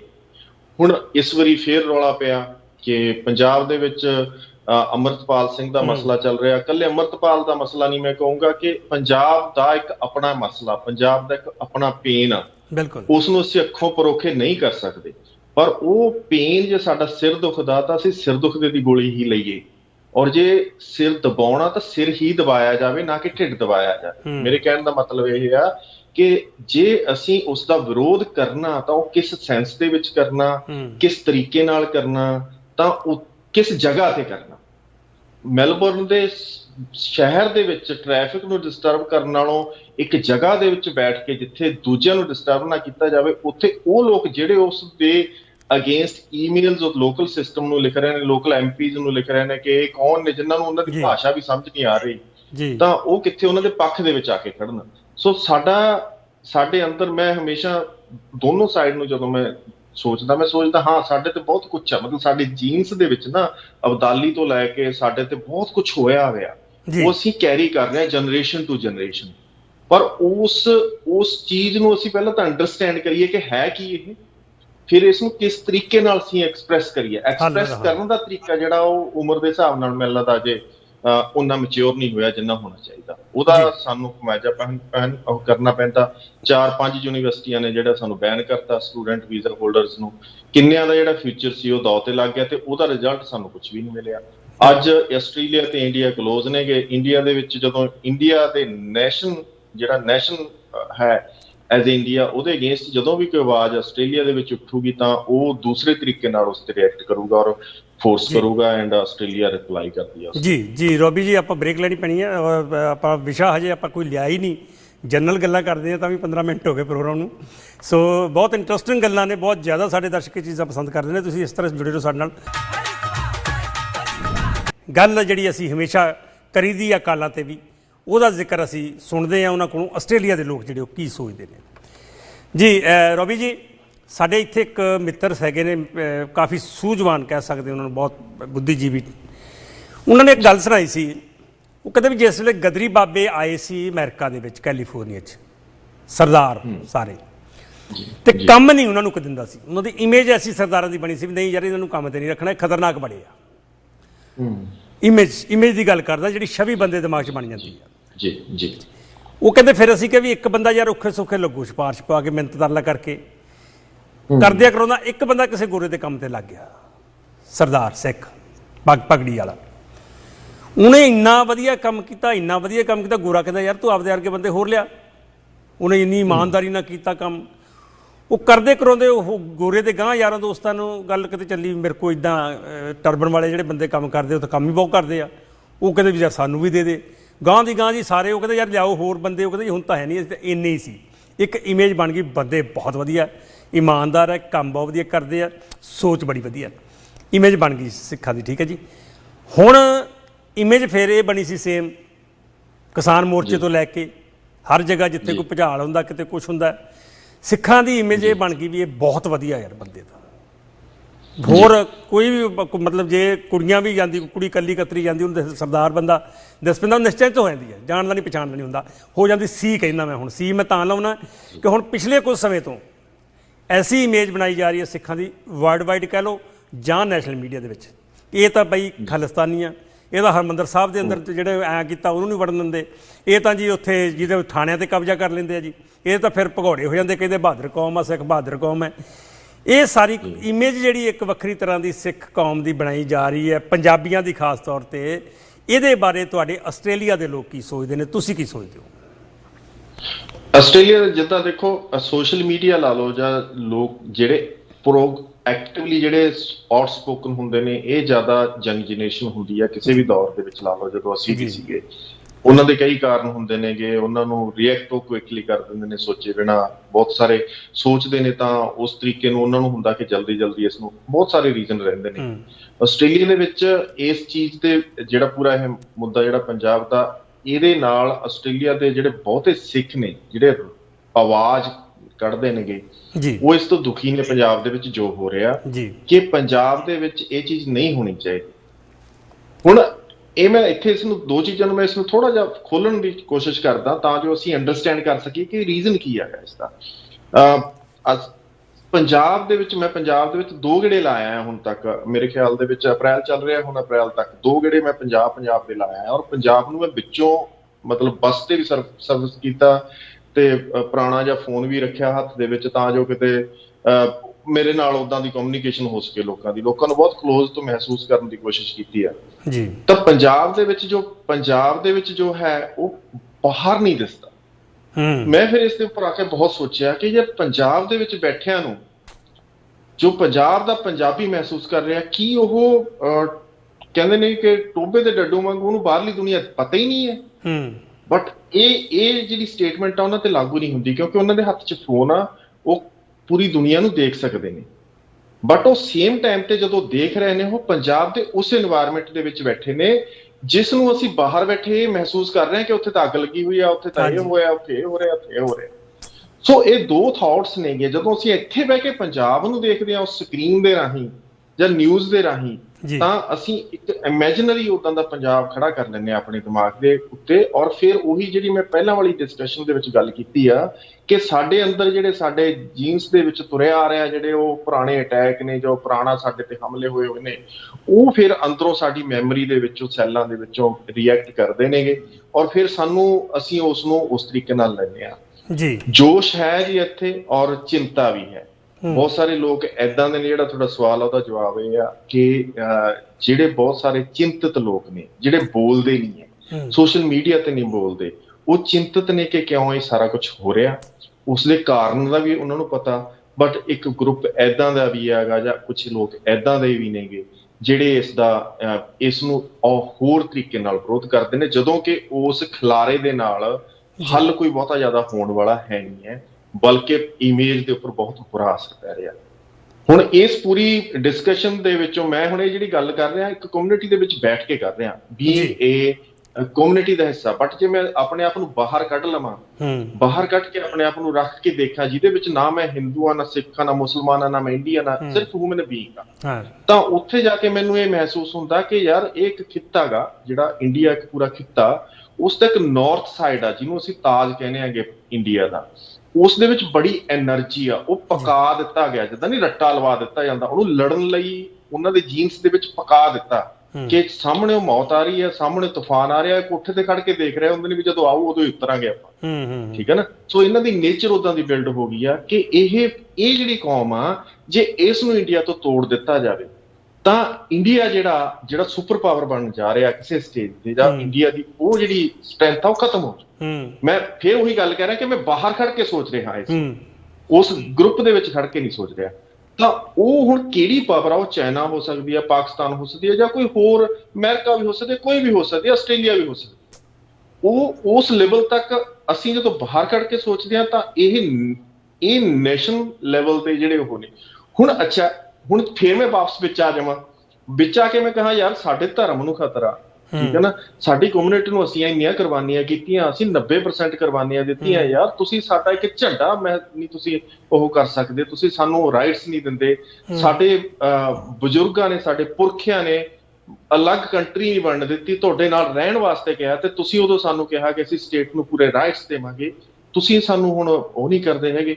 ਫਿਰ ਉਹ ਸਾਰੀਆਂ ਚੀਜ਼ਾਂ, ਉਹ ਮੁੱਦੇ ਵੀ ਆਪਣੀ ਜਗ੍ਹਾ ਤੇ, ਉਹਨਾਂ ਨੂੰ ਇਗਨੋਰ ਨਹੀਂ ਕੀਤਾ ਜਾ ਸਕਦਾ, ਬਟ ਉਹਨਾਂ ਮੁੱਦਿਆਂ ਨੂੰ ਹੀ ਯੂਜ਼ ਕਰਕੇ ਭੜਕਾਇਆ ਜਾਂਦਾ ਨੌਜਵਾਨਾਂ ਨੂੰ। ਜਦੋਂ ਨਵੇਂ ਹੁੰਦੇ ਹੁੰਦੇ ਨੇ, ਉਹਨਾਂ ਨੂੰ ਭੜਕਾ ਕੇ ਆਪਣੇ ਸਵਾਰਥ ਲਈ ਯੂਜ਼ ਕੀਤਾ ਜਾਂਦਾ। ਇਹ ਨਾ ਤਾਂ ਜੀ ਇਹ ਮੈਂ ਜਿੰਨੀ ਕੁ ਮੇਰੀ ਇਹਦਾ ਤੇ ਉਹ ਨਾ ਹੀ ਇਹ ਮੋਦੀ ਦਾ ਮਸਲਾ ਹੈ, ਤੇ ਨਾ ਹੀ ਇਹ ਸਟੇਟ ਦਾ ਮਸਲਾ, ਨਾ ਹੀ ਖਾਲਿਸਤਾਨ ਦਾ ਮਸਲਾ। ਇਹ ਤਾਂ ਜਿਹੜਾ ਡਰੈਗਨ ਆ ਉਹ ਤਾਂ ਬਹੁਤ ਉੱਪਰ ਬੈਠਾ ਗਾ, ਜਿਹੜਾ ਫਾਇਰ ਵੀ ਕੱਢਦਾ ਮੂੰਹ ਦੇ ਵਿੱਚੋਂ, ਤੇ ਸਾਨੂੰ ਸਮਝ ਵੀ ਨਹੀਂ ਆਉਂਦੀ ਕਿ ਇਹ ਕਿੱਥੇ ਕਿੱਥੇ ਅੱਗ ਲਾਈ ਜਾਂਦੀ। ਨਹੀਂ, ਬਿਲਕੁਲ ਬਿਲਕੁਲ। ਕੁੱਲ ਮਿਲਾ ਕੇ ਇਹ ਵੀ ਦੇਖਿਆ ਜਾ ਸਕਦਾ ਹੈ ਕਿ ਜਿਹੜਾ ਪੰਜਾਬ ਦਾ ਮਾਹੌਲ ਬਣਿਆ, ਬਹੁਤ ਸਾਰੇ ਲੋਕ ਇਹ ਵੀ ਕਹਿੰਦੇ ਨੇ ਪਹਿਲਾਂ ਮਾਹੌਲ ਠੀਕ ਸੀ, ਮਾਹੌਲ ਇਹ ਸਾਰਾ ਬਣਿਆ ਆਮ ਆਦਮੀ ਪਾਰਟੀ ਸਰਕਾਰ ਆਉਣ ਤੋਂ ਬਾਅਦ। ਹੁਣ ਵਿਰੋਧੀ ਤਾਂ ਇਹ ਕਹਿ ਰਹੇ ਨੇ ਜੀ ਇਹਨਾਂ ਕੋਲ ਲਾ ਐਂਡ ਆਰਡਰ ਨਹੀਂ ਹੈ, ਜੇ ਨਹੀਂ ਹੈ, ਕੰਟਰੋਲ ਨਹੀਂ ਹੁੰਦਾ, ਆਹ ਨਹੀਂ ਹੁੰਦਾ, ਉਹ ਨਹੀਂ ਹੁੰਦਾ, ਅਸੀਂ ਹੁੰਦੇ ਆਹ ਕਰ ਦੇਣਾ ਸੀ, ਅਸੀਂ ਹੁੰਦੇ ਅੱਧੇ ਘੰਟੇ ਲਈ ਸਰਕਾਰ ਬਣਾ ਦਿਓ। ਸੁਖਬੀਰ ਬਾਦਲ ਸਾਹਿਬ ਕਹਿੰਦੇ ਅੱਧੇ ਘੰਟੇ ਲਈ ਮੈਨੂੰ ਮੁੱਖ ਮੰਤਰੀ ਬਣਾ ਦਿਓ, ਮੈਂ ਆਹ ਕਰ ਦੂੰ, ਉਹ ਕਰ ਦੂੰ। 10 ਸਾਲ ਮੁੱਖ ਮੰਤਰੀ ਰਹੇ ਆ ਤੁਸੀਂ, ਤਾਂ ਉਦੋਂ ਕੁਝ ਕੀਤਾ ਨਹੀਂ। ਅਤੇ ਜਿਹੜੇ ਆਮ ਲੋਕ ਸੋਚਦੇ ਨੇ, ਸਾਡੇ ਆਮ, ਜੇ ਅਸੀਂ ਕਿਸੇ ਨਾਲ ਗੱਲ ਕਰੀਏ, ਉਹ ਕਹਿੰਦੇ ਜੀ ਕੋਈ ਰੌਲਾ ਨਹੀਂ ਹੈ, ਕੋਈ ਪੰਜਾਬ ਦੇ ਵਿੱਚ ਮਾਹੌਲ ਖ਼ਰਾਬ ਨਹੀਂ ਹੈ, ਸਿਰਫ ਅਤੇ ਸਿਰਫ ਸਾਰੇ ਜਣੇ ਰਲ ਕੇ, ਵਿੱਚੇ ਸੈਂਟਰ, ਵਿੱਚੇ ਤਿੰਨੇ ਚਾਰੇ ਵਿਰੋਧੀ ਪਾਰਟੀਆਂ ਇਹ ਕੋਸ਼ਿਸ਼ ਕਰ ਰਹੀਆਂ ਨੇ ਕਿ ਆਮ ਆਦਮੀ ਪਾਰਟੀ ਸਰਕਾਰ ਪੰਜਾਬ 'ਚ ਕਾਮਯਾਬ ਨਾ ਹੋਵੇ। ਅਗਰ ਉਹ ਕਾਮਯਾਬ ਹੋ ਗਈ ਤਾਂ ਸਾਡਾ ਮੁੜ ਕੇ ਨੰਬਰ ਨਹੀਂ ਲੱਗਣਾ। ਉਹ ਚੀਜ਼ਾਂ ਉਹ ਸਰਕਾਰ ਨੂੰ ਤੋੜਨ ਵਾਸਤੇ ਸਾਰਾ ਕੁਝ ਕੀਤਾ ਜਾ ਰਿਹਾ। ਤੁਹਾਡੇ ਇਹਦੇ ਬਾਰੇ ਕੀ ਵਿਚਾਰ ਹੈ? ਬਿਲਕੁਲ ਜੀ, ਮੈਂ ਜਿਸ ਮੰਚ ਤੇ ਬੈਠ ਕੇ ਮੈਂ ਗੱਲ ਕਰ ਰਿਹਾ, ਉੱਥੇ ਮੈਂ ਇੱਕ ਸਾਂਝਾ ਬੰਦਾ, ਸਾਂਝੇ, ਬਿਲਕੁਲ। ਬਟ ਇਸ ਦੇ ਨਾਲ, ਹਾਂਜੀ, ਇਸ ਦੇ ਨਾਲ ਮੈਂ ਇਹ ਵੀ ਦੱਸਣਾ ਚਾਹੂੰਗਾ ਇੱਥੇ ਕਿ ਜੋ ਅੱਜ ਦੇ ਮੁੱਖ ਮੰਤਰੀ ਨੇ, ਮਾਨਯੋਗ ਮੁੱਖ ਮੰਤਰੀ ਭਗਵੰਤ ਸਿੰਘ ਮਾਨ ਜੀ, ਅੱਜ ਦੇ ਉਹ ਮੁੱਖ ਮੰਤਰੀ ਨੇ, ਪਰ ਕਿਸੇ ਸਟੇਜ ਤੇ ਉਹ ਕਾਲਜ ਦੇ ਜਾਂ ਸੜਕਾਂ ਦੇ ਉੱਪਰ ਜਦੋਂ ਤੁਰਦੇ ਸੀ ਸਾਡੇ ਨਾਲ, ਉਦੋਂ ਉਹਨਾਂ ਦੇ ਦਿਮਾਗ ਦੇ ਨੇੜੇ ਲਾਉਣੇ ਵੀ ਨਹੀਂ ਸੀ ਕਿ ਮੈਂ ਮੁੱਖ ਮੰਤਰੀ ਬਣੂੰਗਾ। ਬਟ ਉਦੋਂ ਉਹਦੀ ਇੱਕ ਰੀਅਲ ਪਰਸਨੈਲਿਟੀ ਜਿਹੜੀ ਸਾਨੂੰ ਪਤਾ, ਜਿਹਦੇ ਜਦੋਂ ਉਹ ਜਿਹੜੀ, ਕਿਉਂਕਿ ਇਨਸਾਨ ਦੀ ਜੋ ਪਰਸਨੈਲਿਟੀ ਬਚਪਨ ਤੋਂ ਡਿਵੈਲਪ ਹੋ ਜਾਂਦੀ ਆ, ਉਸ ਨੂੰ ਤੁਸੀਂ ਚੇਂਜ ਨਹੀਂ ਕਰ ਸਕਦੇ ਜੀ। ਪਿੱਛੋਂ ਉਸ ਸਿਆਸਤ ਦੇ ਹਿਸਾਬ ਨਾਲ ਉਸ ਨੂੰ ਬਹੁਤ ਸਾਰੇ ਐਕਸ਼ਨ ਲੈਣੇ ਪੈਂਦੇ ਆ। ਐਜ਼ ਏ ਹਿਊਮਨ ਬੀਇੰਗ, ਉਸ ਦੇ ਮਨ ਦੇ ਵਿੱਚ, ਉਸ ਪੂਰੀ ਗਵਰਨਮੈਂਟ ਦੇ ਮਨ ਦੇ ਵਿੱਚ ਪੰਜਾਬ ਦਾ ਜੇ ਸੈਕਸ਼ਨ ਨੂੰ ਟੱਚ ਕੀਤਾ ਜਾ ਰਿਹਾ, ਮੈਨੂੰ ਨਹੀਂ ਪਤਾ ਪੰਜਾਬ ਦੇ ਲੋਕ ਉਸ ਨੂੰ ਦੇਖ ਪਾ ਰਹੇ ਨੇ ਜਾਂ ਨਹੀਂ ਪਾ ਰਹੇ। ਪੰਜਾਬ ਨੂੰ ਸਭ ਤੋਂ ਪਹਿਲਾਂ ਉਹ ਖੁਸ਼ਹਾਲ ਬਣਾਉਣਾ ਚਾਹੁੰਦੇ ਨੇ ਆਰਥਿਕ ਪੱਖ ਤੋਂ ਜੀ, ਜਿੰਨਾ ਕਿ ਮੈਂ ਦੇਖਦਾ ਕਿ ਜਦੋਂ ਤੁਹਾਡਾ ਸਭ ਤੋਂ ਪਹਿਲਾਂ ਰੋਟੀ, ਕੱਪੜਾ ਔਰ ਮਕਾਨ ਦੀ ਜਿਹੜੀ ਸਾਡੀ ਮੁੱਢਲੀ ਜ਼ਰੂਰਤ ਆ, ਜਦੋਂ ਉਹ ਸਾਰੀ ਪੂਰੀ ਹੁੰਦੀ ਆ, ਤੇ ਸਾਡੇ ਕੋਲ ਸਿੱਖਿਆ ਆ ਜਾਂਦੀ ਆ। ਉਸ ਸਿੱਖਿਆ ਜਦੋਂ ਸਾਡੀ ਉਸ ਲੈਵਲ ਤੇ ਅਸੀਂ ਪਹੁੰਚ ਜਾਂਦੇ ਹਾਂ, ਫਿਰ ਉਸ ਤੋਂ ਬਾਅਦ ਦੀਆਂ ਗੱਲਾਂ ਨੇ। ਤੇ ਇਹ ਇੱਕ ਜਿਹੜਾ ਫਾਰਮੂਲਾ ਗਾ, ਜਿਹੜਾ ਜਦੋਂ ਅਸੀਂ ਕਹਿੰਦੇ ਨਹੀਂ ਹੁੰਦੇ ਕਿ ਪਹਿਲੀ ਵਾਰੀ ਕਹਿੰਦੇ ਨੇ ਵੀ ਤੁਹਾਡੇ ਯਾਰ ਨਾ ਖੂਨ ਦੇ ਵਿੱਚ ਫਿੰਸੀਆਂ ਹੁੰਦੀਆਂ ਨੇ, ਵੀ ਤੁਹਾਨੂੰ ਨਿੰਮ ਪੀਣਾ ਪੈਣਾ, ਉਹ 2-4 ਦਿਨ ਤਾਂ ਤੁਹਾਨੂੰ ਕੌੜਾ ਲੱਗੂਗੀ ਹੀ ਲੱਗੂ। ਉਸ ਤੋਂ ਬਾਅਦ ਜਾ ਕੇ ਕਿਤੇ ਉਹ ਤੁਹਾਨੂੰ ਜਿਹੜੀ ਕੌੜੀ ਦਵਾਈ ਆ ਗਈ ਉਹ ਕਈ ਵਾਰੀ ਸੌਖੀ ਵੀ ਰਹਿੰਦੀ ਆ। ਹੋ ਸਕਦਾ ਅਸੀਂ ਅਜੇ ਉਸ ਨੂੰ, ਕਿਉਂਕਿ ਕਿੰਨੇ ਸਾਲ ਹੋ ਗਏ ਇੱਕ ਡਿਫਰੈਂਟ, ਮੈਂ ਇਹ ਵੀ ਨਹੀਂ ਕਹੂੰਗਾ ਕਿ ਉਹ ਗਲਤ ਕਰਨਾ ਚਾਹ ਰਹੇ ਸੀ, ਉਹਨਾਂ ਦੀ ਸੋਚ ਹੀ ਉਸ ਤਰੀਕੇ ਨਾਲ ਸੀ। ਬਟ ਯੈਸ, ਹੁਣ ਸਾਨੂੰ ਸੋਚਣ ਦੀ ਲੋੜ ਆ। ਅਸੀਂ ਇਹ ਜਿਹੜਾ ਫਾਰਮੂਲਾ ਲੈ ਕੇ ਆ ਰਹੇ ਨੇਗੇ, ਜਾਂ ਜਿੱਦਾਂ ਦੇ ਐਕਟ ਹੋ ਰਹੇ ਨੇ, ਜਿੱਦਾਂ ਦੀਆਂ ਗੱਲਾਂ ਹੋ ਰਹੀਆਂ ਨੇ, ਜਿੱਦਾਂ ਦੇ ਮਤਲਬ ਜੋ ਕੀਤਾ ਜਾ ਰਿਹਾ, ਜਿੱਥੇ ਮੈਂ ਸਿਫਾਰਸ਼ਾਂ ਪਾਉਣ ਦੀ ਕੋਸ਼ਿਸ਼ ਕਰਕੇ ਦੇਖ ਲਈ ਆ, ਸਭ ਕੁਝ ਸਾਰੇ ਤਰੀਕੇ ਨਾਲ ਚੈੱਕ ਕਰਕੇ ਦੇਖ ਲਿਆ, ਫਾਰ ਬੈਟਰ ਜਿਹੜਾ ਉਹ ਆਪਣੇ ਵੱਲੋਂ ਸਿਸਟਮ ਦੇਣ ਦੀ ਕੋਸ਼ਿਸ਼ ਕਰ ਰਹੇ, ਉਹ ਸਾਨੂੰ ਦੇ ਰਹੇ ਨੇ। ਹੁਣ ਅਸੀਂ ਅਡਾਪਟ ਕਰਨਾ। ਪੁਲਿਸ ਦੀ ਵਰਦੀ ਦੇ ਵਿੱਚ ਸਾਡੇ ਭਰਾ ਨੇ, ਠੀਕ ਹੈ ਨਾ ਜੀ, ਹਰਾ ਪੈਨ ਲੈ ਕੇ ਕੋਈ ਆਫਿਸ ਦੇ ਵਿੱਚ ਜਿਹੜਾ ਬੰਦਾ ਬੈਠਾ ਉਹ ਪੰਜਾਬੀ ਆ, ਉਹਨਾਂ ਨੂੰ ਉਹ ਇੱਕ ਰੋਡ ਬਣਾ ਕੇ ਦੇ ਸਕਦੇ ਨੇ। ਉਸ ਰੋਡ ਦੇ ਉੱਪਰ ਤੁਰਨਾ ਤਾਂ ਅਸੀਂ ਆ ਨਾ। ਹੁਣ ਅਸੀਂ ਤਵੀਆਂ ਨੂੰ ਰੋਡ ਦੇ ਉੱਪਰ ਚਲਾਉਣਾ ਜਾਂ ਉਹਨਾਂ ਨੂੰ ਟਾਇਰ ਪਾ ਕੇ ਉੱਚੀਆਂ ਚੱਕ ਕੇ ਉਹਨਾਂ ਨੂੰ ਬਚਾਉਣਾ ਰੋਡ ਨੂੰ, ਉਹ ਸਾਡੇ ਸਿਰ ਤੇ ਆ। ਰੋਡ ਸਾਨੂੰ ਬਣਾ ਕੇ ਦੇਤਾ, ਅਸੀਂ ਕਿਸ ਲੈਵਲ ਤੱਕ ਆਪਣੀ ਸੋਚ ਨੂੰ ਲੈ ਕੇ ਜਾਂਦੇ ਆ, ਇਹ ਸਾਡਾ ਹੋਆ। ਜਾਂ ਅਸੀਂ ਉਸ ਵਿਰੋਧ ਦੇ ਵਿੱਚ ਪਏ ਹੋਏ ਆ, ਅਸੀਂ ਉਸ ਲੈਵਲ ਤੱਕ ਸੋਚ ਨਹੀਂ ਪਾ ਰਹੇ। ਪੰਜਾਬੀ ਹੀ ਪੰਜਾਬ ਦੇ ਪਾਣੀ ਦੇ ਵਿੱਚ ਉਹ ਸ਼ਕਤੀ ਹੈ। ਮੈਂ ਪਿਛਲੇ ਆਪਣੀ 20-25 ਸਾਲ ਦੀ ਜਰਨੀ ਦੇ ਵਿੱਚ ਮਹਿਸੂਸ ਕੀਤੀ ਹੈ, ਚਾਹੇ ਮੈਂ ਖੁਦ ਆਪਣੀ ਲਾਈਫ ਦੇ ਵਿੱਚ, ਚਾਹੇ ਦੂਜਿਆਂ ਦੀ ਲਾਈਫ ਨੂੰ ਨੇੜੇ ਤੋਂ ਦੇਖ ਕੇ, ਕਿ ਅਸੀਂ ਦੁਨੀਆ ਤੇ, ਅਸੀਂ ਉਹ ਕੌਮ ਆਗੇ, ਦੁਨੀਆ ਤੇ ਅਸੀਂ ਰਾਜ ਕਰ ਸਕਦੇ ਹਾਂ। ਫਿਰ ਅਸੀਂ ਛੋਟੇ ਹਿੱਸੇ ਵਾਸਤੇ ਕਿਉਂ ਲੜੀ? ਅਸੀਂ ਦੁਨੀਆ ਤੇ ਰਾਜ ਕਿਉਂ ਨਾ ਕਰੀ ਜਦੋਂ ਸਾਡੇ ਕੋਲੇ ਐਬਿਲਿਟੀ ਹੈ? ਬਸ ਇਹ ਹੈ ਕਿ ਸਾਨੂੰ, ਮੈਂ ਹਮੇਸ਼ਾ ਕਹਿਣਾ ਹੁੰਦਾ ਕਿ ਇੱਕ ਸਮਾਂ ਸੀਗਾ ਸਾਨੂੰ ਜਿਹੜੇ ਸਰੀਰ ਦੇ ਮਸਲਸ ਡਿਵੈਲਪ ਕਰਨ ਦੀ ਲੋੜ ਸੀ, ਹੁਣ ਸਮਾਂ ਗਾ ਕਿ ਸਾਨੂੰ ਬ੍ਰੇਨ ਦੇ ਮਸਲਸ ਡਿਵੈਲਪ ਕਰਨ ਦੀ ਲੋੜ ਆ। ਸਾਨੂੰ ਆਪਣੇ ਬੱਚਿਆਂ ਨੂੰ ਉਸ ਲੈਵਲ ਤੱਕ ਉਹਨਾਂ ਨੂੰ ਸਮਝਾਉਣ ਦੀ ਲੋੜ ਆ ਕਿ ਦਿਮਾਗ ਦੇ ਵਿੱਚ ਵੀ 3-4 ਲੇਅਰਾਂ ਹੁੰਦੀਆਂ ਨੇ। ਇੱਕ ਲੇਅਰ ਜਿਹੜੀ ਕੁਇਕ ਰਿਐਕਸ਼ਨ ਵਾਲੀ ਹੁੰਦੀ ਹੈ, ਇੱਕ ਦੂਜੀ ਲੇਅਰ ਹੁੰਦੀ ਹੈ, ਤੇ ਕਿਹੜੀ ਲੇਅਰ ਨੂੰ ਕਿੱਦਾਂ ਉਹ ਕਰਨਾ। ਇੱਕ ਇਹਦੇ ਨਾਲ ਮੈਂ ਗੱਲ ਜੋੜਦਾ, ਛੋਟੀ ਜਿਹੀ ਇਹਦੇ ਨਾਲ ਜੁੜੀ ਹੋਈ ਆ। ਕੱਲ ਮੈਂ ਜੱਗੀ ਜੀ, ਮੈਂ ਸੋਚ ਰਿਹਾ ਸੀ ਕਿ ਯਾਰ ਨਾ ਆਪਾਂ ਨੋਟਸ ਕਰੀਏ ਨੌਨ ਪੰਜਾਬੀ ਹੋ ਕੇ, ਕਿ ਮੈਂ ਕੋਈ ਵੀਡੀਓ ਦੇਖ ਰਿਹਾ ਸੀ। ਜਦੋਂ ਵੀਡੀਓ ਖਤਮ ਹੋਈ ਤਾਂ ਐਂਡ ਦੇ ਵਿੱਚ ਕਿਸੇ ਗੋਰੇ ਦੀ ਵੀਡੀਓ ਸੀ, ਉਹ ਐਂਡ ਦੇ ਵਿੱਚ ਉਹ ਯੋਗਾ ਦੀ ਸੀਗੀ ਕੋਈ, ਤੇ ਐਂਡ ਦੇ ਵਿੱਚ ਉਹ ਕਹਿੰਦੀ ਨਮਸਤੇ। ਮੈਂ ਕਿਹਾ ਵੀ ਨਮਸਤੇ ਜਿਹੜਾ ਵਰਡ ਹੈਗਾ ਉਹ ਕਿੰਨਾ ਈਜ਼ੀ ਆ ਨੌਨ ਇੰਡੀਅਨਸ ਲਈ, ਹੈਨਾ। ਸੋ ਉਸ ਤੋਂ ਬਾਅਦ ਓਲਾ ਕਿਹਾ ਜਾਂਦਾ ਸਪੈਨਿਸ਼ ਦੇ ਵਿੱਚ, ਜਿੰਨੀ ਕਿ ਮੈਨੂੰ ਨੌਲੇਜ ਆ। ਇੰਗਲਿਸ਼ ਦੇ ਵਿੱਚ ਹੈਲੋ ਕਿਹਾ ਜਾਂਦਾ, ਹੈਨਾ। ਤੇ ਐਸੇ ਤਰ੍ਹਾਂ ਬ੍ਰਾਜ਼ੀਲੀ ਬਾਲੀ ਜਿਹੜੀ ਇੰਡੋਨੇਸ਼ੀਅਨ ਲੈਂਗੁਏਜ ਆ, ਉਹਦੇ ਵਿੱਚ ਵੀ ਲੰਬਾ ਵਰਡ ਆ, ਸਤਿ ਸ੍ਰੀ ਅਕਾਲ ਦੀ ਤਰ੍ਹਾਂ ਇੱਕ ਲੰਬਾ ਵਰਡ ਆ ਉਹਨਾਂ ਦਾ ਵੈਲਕਮਿੰਗ ਦਾ। ਉਹ ਮੈਂ ਉੱਥੇ ਲਾ ਕੇ ਆਇਆ ਟਾਈਮ, ਮੇਰੇ ਯਾਦ ਨਹੀਂ ਹੋਇਆ। ਐਸੇ ਤਰ੍ਹਾਂ ਜਦੋਂ ਸਤਿ ਸ੍ਰੀ ਅਕਾਲ ਨੂੰ ਕੋਈ ਯਾਦ ਕਰਨ ਦੀ ਕੋਸ਼ਿਸ਼ ਕਰੂਗਾ, ਸਾਡਾ ਕੋਈ ਦੂਜੀ ਕਮਿਊਨਿਟੀ ਵਾਲਾ ਲੋਕ ਜਿਹੜੇ ਇੰਡੀਅਨ ਵੀ ਨਹੀਂ ਹੈਗੇ, ਤਾਂ ਉਹਨੂੰ ਕਿੰਨਾ ਕੁ ਹਾਰਡਸ਼ਿਪ ਹੋ ਰਹੀ ਆ। ਅਸੀਂ ਆਪਣੀ ਏਦਾਂ ਦੀ ਵੋਕੈਬਲਰੀ ਤੇ ਕੀ ਕੰਮ ਕਰ ਰਹੇ ਆ, ਸਾਨੂੰ ਆਪਣੇ ਸਟਰਕਚਰ, ਕਿਉਂਕਿ ਹੁਣ ਅਸੀਂ ਦੁਨੀਆ ਤੇ ਗਲੋਬ ਤੇ ਇੰਟਰੈਕਟ ਕਰ ਰਹੇ ਆ, ਅਸੀਂ ਆਪਣੇ ਉਸ ਸਟਰਕਚਰ ਤੇ ਕਿੰਨਾ ਕੁ ਕੰਮ ਕਰ ਰਹੇ ਆ। ਅਸੀਂ ਇਹ ਵੀ ਵਰਡਸ ਕਿਸੇ ਦਿਨ ਕਿਸੇ ਨੇ ਲੈ ਕੇ ਆਂਦੇ ਸੀਗੇ ਨਾ, ਸੋ ਉਸ ਨੂੰ ਅਸੀਂ ਸ਼ਾਰਟਨਰ ਕਰਨ ਵਾਸਤੇ, ਜਾਂ ਮਤਲਬ word is not point here, point is ਕਿ ਅਸੀਂ ਆਪਣੀ ਇਮੇਜ ਨੂੰ ਕਿਸ ਤਰੀਕੇ ਨਾਲ ਡਿਵੈਲਪ ਕਰ ਰਹੇ ਆ ਤਾਂ ਜੋ ਦੁਨੀਆ ਉਸ ਨੂੰ ਐਕਸੈਪਟ ਕਰੇ। ਬਿਲਕੁਲ ਜੀ, ਬਿਲਕੁਲ। ਮੇਨ ਪੰਜਾਬੀ ਦੀ ਗੱਲ ਕਰੀਦੀ, ਪੰਜਾਬੀਆਂ ਦੀ ਪਛਾਣ ਦੀ ਗੱਲ ਕਰੀਦੀ ਆ। ਕਿੱਥੇ ਪੰਜਾਬੀ ਪੱਗ ਬੰਨੀ ਵਾਲਾ ਕਿਤੇ ਵੀ ਚੱਲ ਜਾਂਦਾ ਤਾਂ ਪੂਰੀ ਦੁਨੀਆ ਦੇ ਵਿੱਚ ਪਛਾਣਿਆ ਜਾਂਦਾ, ਤੇ ਜਦੋਂ ਇਹੋ ਜਿਹੀ ਇਮੇਜ ਬਣਾ ਦਿੱਤੀ ਜਾਂਦੀ ਹੈ ਤਾਂ ਉਦੋਂ ਵੀ ਪਛਾਣਿਆ ਜਾਂਦਾ, ਪਰ ਉਦੋਂ ਉਸ ਨਜ਼ਰ ਨਾਲ ਹੀ ਸਾਰੇ ਉਹਨੂੰ ਦੇਖਦੇ ਨੇ। ਆਹ ਜਿਹੜਾ ਹੁਣ ਨੈਸ਼ਨਲ ਮੀਡੀਆ ਦੀ ਗੱਲ ਕਰ ਰਹੀ ਹੈ, ਉਹਨੂੰ ਪਤਾ ਹੀ ਨਹੀਂ ਹੈ ਵੀ ਕੀ ਹੈ ਕੀ ਨਹੀਂ ਹੈ। ਅੰਮ੍ਰਿਤਪਾਲ ਨੇ ਨੈਸ਼ਨਲ ਮੀਡੀਆ ਦੀ ਗੱਲ ਕਰ ਰਹੀ ਹੈ, ਸੋਸ਼ਲ ਮੀਡੀਆ ਦੀ ਗੱਲ ਕਰ ਰਹੀ ਹੈ, ਦੋਵੇਂ ਹੀ। ਅੰਮ੍ਰਿਤਪਾਲ ਨੇ ਵੀਡੀਓ ਪਾਈ ਸੀ, ਮੈਂ ਚੜ੍ਹਦੀ ਕਲਾ 'ਚ, ਤੇ ਕੋਈ ਫਿਕਰ ਨਾ ਕਰੋ, ਉਹ ਖਬਰ ਇਹ ਆ ਗਈ ਸੀ ਕਿ ਲੋकेशन का पता चला वो पंजाब के किसी गांव चढ़दी कला में है। ਤੇ ਇਹ ਜਿਹੜਾ ਮੀਡੀਆ ਇਹੋ ਜਿਹੀ ਇਮੇਜ ਬਣਾ ਰਿਹਾ, ਜਿਹੜਾ ਸਾਡਾ ਸਿੱਖ ਰਾਜ ਦਾ ਝੰਡਾ ਹੈਗਾ, ਖੰਡੇ ਵਾਲਾ ਨਿਸ਼ਾਨ ਸਾਹਿਬ ਆਪਣੇ, ਉਹਨੂੰ ਖਾਲਿਸਤਾਨ ਦਾ ਝੰਡਾ ਬਣਾ ਕੇ ਪੇਸ਼ ਕਰੀ ਜਾਂਦੇ ਨੇ। ਤੇ ਇਹ ਆਉਣ ਵਾਲੇ ਦਿਨਾਂ 'ਚ ਇਹ ਕਿੱਧਰ ਨੂੰ ਮੋੜ ਕੱਟੂਗੀ ਚੀਜ਼? ਕਿੱਡੀ ਵੱਡੀ ਸੋਚ ਹੈ ਜੀ ਇਸ ਦੇ ਪਿੱਛੇ, ਕਿੱਡਾ ਵੱਡਾ ਪਲਾਨ ਹੋਊਗਾ, ਤੇ ਅਸੀਂ ਇਮੋਸ਼ਨਲ ਗਰਾਊਂਡ ਦੇ ਉੱਪਰ ਉਸ ਪਲਾਨ ਦਾ ਕਿੰਨੀ ਜਲਦੀ ਹਿੱਸਾ ਬਣ ਜਾਂਦੇ ਆ। ਮੈਂ ਇੱਕ ਗੱਲ ਸੋਚਦਾ ਹੁੰਦਾ ਕਿ ਵੀ ਸਾਡੇ ਆਸਟ੍ਰੇਲੀਆ ਦੇ ਵਿੱਚ ਓਰੀਜਨਲਸ ਜਿਹੜੇ ਇਸ ਧਰਤੀ ਦੇ ਜਿਹੜੇ ਪੁਰਾਣੇ ਵਸਿੰਦੇ ਆ, ਜਿਨ੍ਹਾਂ ਨੇ ਇਸ ਧਰਤੀ ਦੇ ਵਿੱਚ ਆ ਕੇ ਬਸੇ, ਜਿਹੜੇ ਕਿ ਸਾਡੇ ਵਾਲੇ ਰੀਜਨ ਦੇ ਵਿੱਚੋਂ ਹੀ ਆਏ ਸੀ ਕਿਸੇ ਸਟੇਜ ਤੇ। ਉਸ ਤੋਂ ਬਾਅਦ ਜਦੋਂ ਇੰਗਲੈਂਡ ਦੇ ਵਿੱਚੋਂ ਇਸ ਦੀ ਸਰਚ ਹੋਈ ਕਿ ਇੱਥੇ ਵੀ ਧਰਤੀ ਦਾ ਹਿੱਸਾ ਤਾਂ ਇੰਗਲੈਂਡ ਵਾਲੇ ਬਹੁਤ ਸਾਰੇ ਜਿਹੜੇ ਕ੍ਰਿਮੀਨਲ ਹੁੰਦੇ ਸੀ ਉਹਨਾਂ ਨੂੰ ਦੇਸ਼ ਨਿਕਾਲੇ ਵਾਸਤੇ ਆਸਟ੍ਰੇਲੀਆ ਵਾਲੀ ਧਰਤੀ ਤੇ ਛੱਡ ਜਾਂਦੇ ਸੀ, ਤੇ ਉਹਨਾਂ ਦਾ ਕਿਉਂਕਿ ਮਾਈਂਡ ਕ੍ਰਿਮੀਨਲ ਸੀਗਾ ਤਾਂ ਉਹ ਉਹਨਾਂ ਨੂੰ ਮਾਰਨ ਵਾਸਤੇ ਉਹਨਾਂ ਦੀ ਬੋਡੀ ਧਰਤੀ ਦੇ ਵਿੱਚ ਗੱਡ ਕੇ ਤੇ ਉਹਨਾਂ ਦੇ ਸਿਰ ਦੇ ਨਾਲ ਗੇਮਾਂ ਖੇਡਦੇ ਸਨ। ਸੋ ਉਹ ਸਾਰੀ ਚੀਜ਼ ਸੀ ਜਿਹੜੀ ਉਸ ਤੋਂ ਬਾਅਦ ਹੁਣ ਉਹ ਜਿਹੜੇ ਓਰੀਜਨਲਸ ਨੇ ਜਿਹੜੇ ਉਹਨਾਂ ਨੂੰ ਇਹਨਾਂ ਨੇ ਮਤਲਬ ਇੱਕ ਉਸ ਜਿਹੜੇ ਜੋ ਕੀਤਾ ਪਾਸਟ ਦੇ ਵਿੱਚ ਇਹਨਾਂ ਦੇ ਪੁਰਖਿਆਂ ਨੇ, ਉਸ ਕਰਕੇ ਇਹਨਾਂ ਨੂੰ ਇਹ ਕੋਈ ਵੀ ਕੁਝ ਵੀ ਕਰਦੇ ਨੇ ਇੱਥੇ ਉਹਨਾਂ ਤੇ ਉਦਾਂ ਦਾ ਐਕਸ਼ਨ ਨਹੀਂ ਲਿੱਤਾ ਜਾਂਦਾ। ਕੋਈ ਵੀ ਫਾਰਮ ਅਸੀਂ ਫਿਲ ਕਰਦੇ ਹਾਂ ਤਾਂ ਉਹ ਤੋਂ ਪੁੱਛਿਆ ਜਾਂਦਾ ਕਿ ਆਰ ਯੂ ਓਰੀਜਨਲ ਔਰ ਟੋਰਸ ਆਈਲੈਂਡਰਸ, ਤਾਂ ਜੋ ਤੁਹਾਨੂੰ ਉਸ ਤਰੀਕੇ ਨਾਲ ਅਸੀਂ ਰਿਸਪੈਕਟਫੁਲੀ ਟਰੀਟ ਕਰ ਲਈਏ। ਤੇ ਇਹਨਾਂ ਦੀ ਕੋਈ ਪਾਰਟਿਸਿਪੇਸ਼ਨ ਨਹੀਂ ਹੈ ਉਸ ਤਰ੍ਹਾਂ ਦੀ ਡਿਵੈਲਪਮੈਂਟ ਦੇ ਵਿੱਚ, ਬਟ ਇਹਨਾਂ ਦਾ ਝੰਡਾ ਆਸਟ੍ਰੇਲੀਆ ਦੇ ਝੰਡੇ ਦੇ ਨਾਲ ਲਾਇਆ ਜਾਂਦਾ ਹਮੇਸ਼ਾ। ਜਿੱਥੇ ਆਸਟ੍ਰੇਲੀਆ ਦਾ ਝੰਡਾ ਲਹਿਰਾਉਂਦਾ ਤੇ ਨਾਲ ਓਰੀਜਨਲ ਦਾ ਝੰਡਾ ਲਹਿਰਾਉਂਦਾ। ਔਰ ਇਸ ਆਸਟ੍ਰੇਲੀਆ ਦੇ ਵਿੱਚ ਜਦੋਂ ਵੀ ਕੋਈ ਅਫੀਸ਼ੀਅਲ ਜਿਹੜੀ ਫਾਰਮਲ ਸਟੇਟਮੈਂਟ ਡਿਲੀਵਰ ਹੁੰਦੀ ਆ, ਉਸ ਤੋਂ ਪਹਿਲਾਂ ਇੱਥੋਂ ਦੀ ਜਿਹੜੀ ਲੈਂਡ ਆ ਉਸ ਨੂੰ ਨਮਨ ਕੀਤਾ ਜਾਂਦਾ ਔਰ ਥੈਂਕ ਯੂ ਕਿਹਾ ਜਾਂਦਾ ਕਿ ਸਾਨੂੰ ਤੁਸੀਂ ਇਸ ਲੈਂਡ ਤੇ ਰੂਲਿੰਗ ਕਰਨ ਦੇ ਰਹੇ ਹੋ ਜਾਂ ਅਸੀਂ ਇਸ ਲੈਂਡ ਦਾ ਹਿੱਸਾ। ਸੋ ਉਹ ਇੱਕ ਬੜੀ ਵਧੀਆ ਗੁੱਡ ਪੋਸਚਰ ਆਗਾ ਇਸ ਵੱਲੋਂ।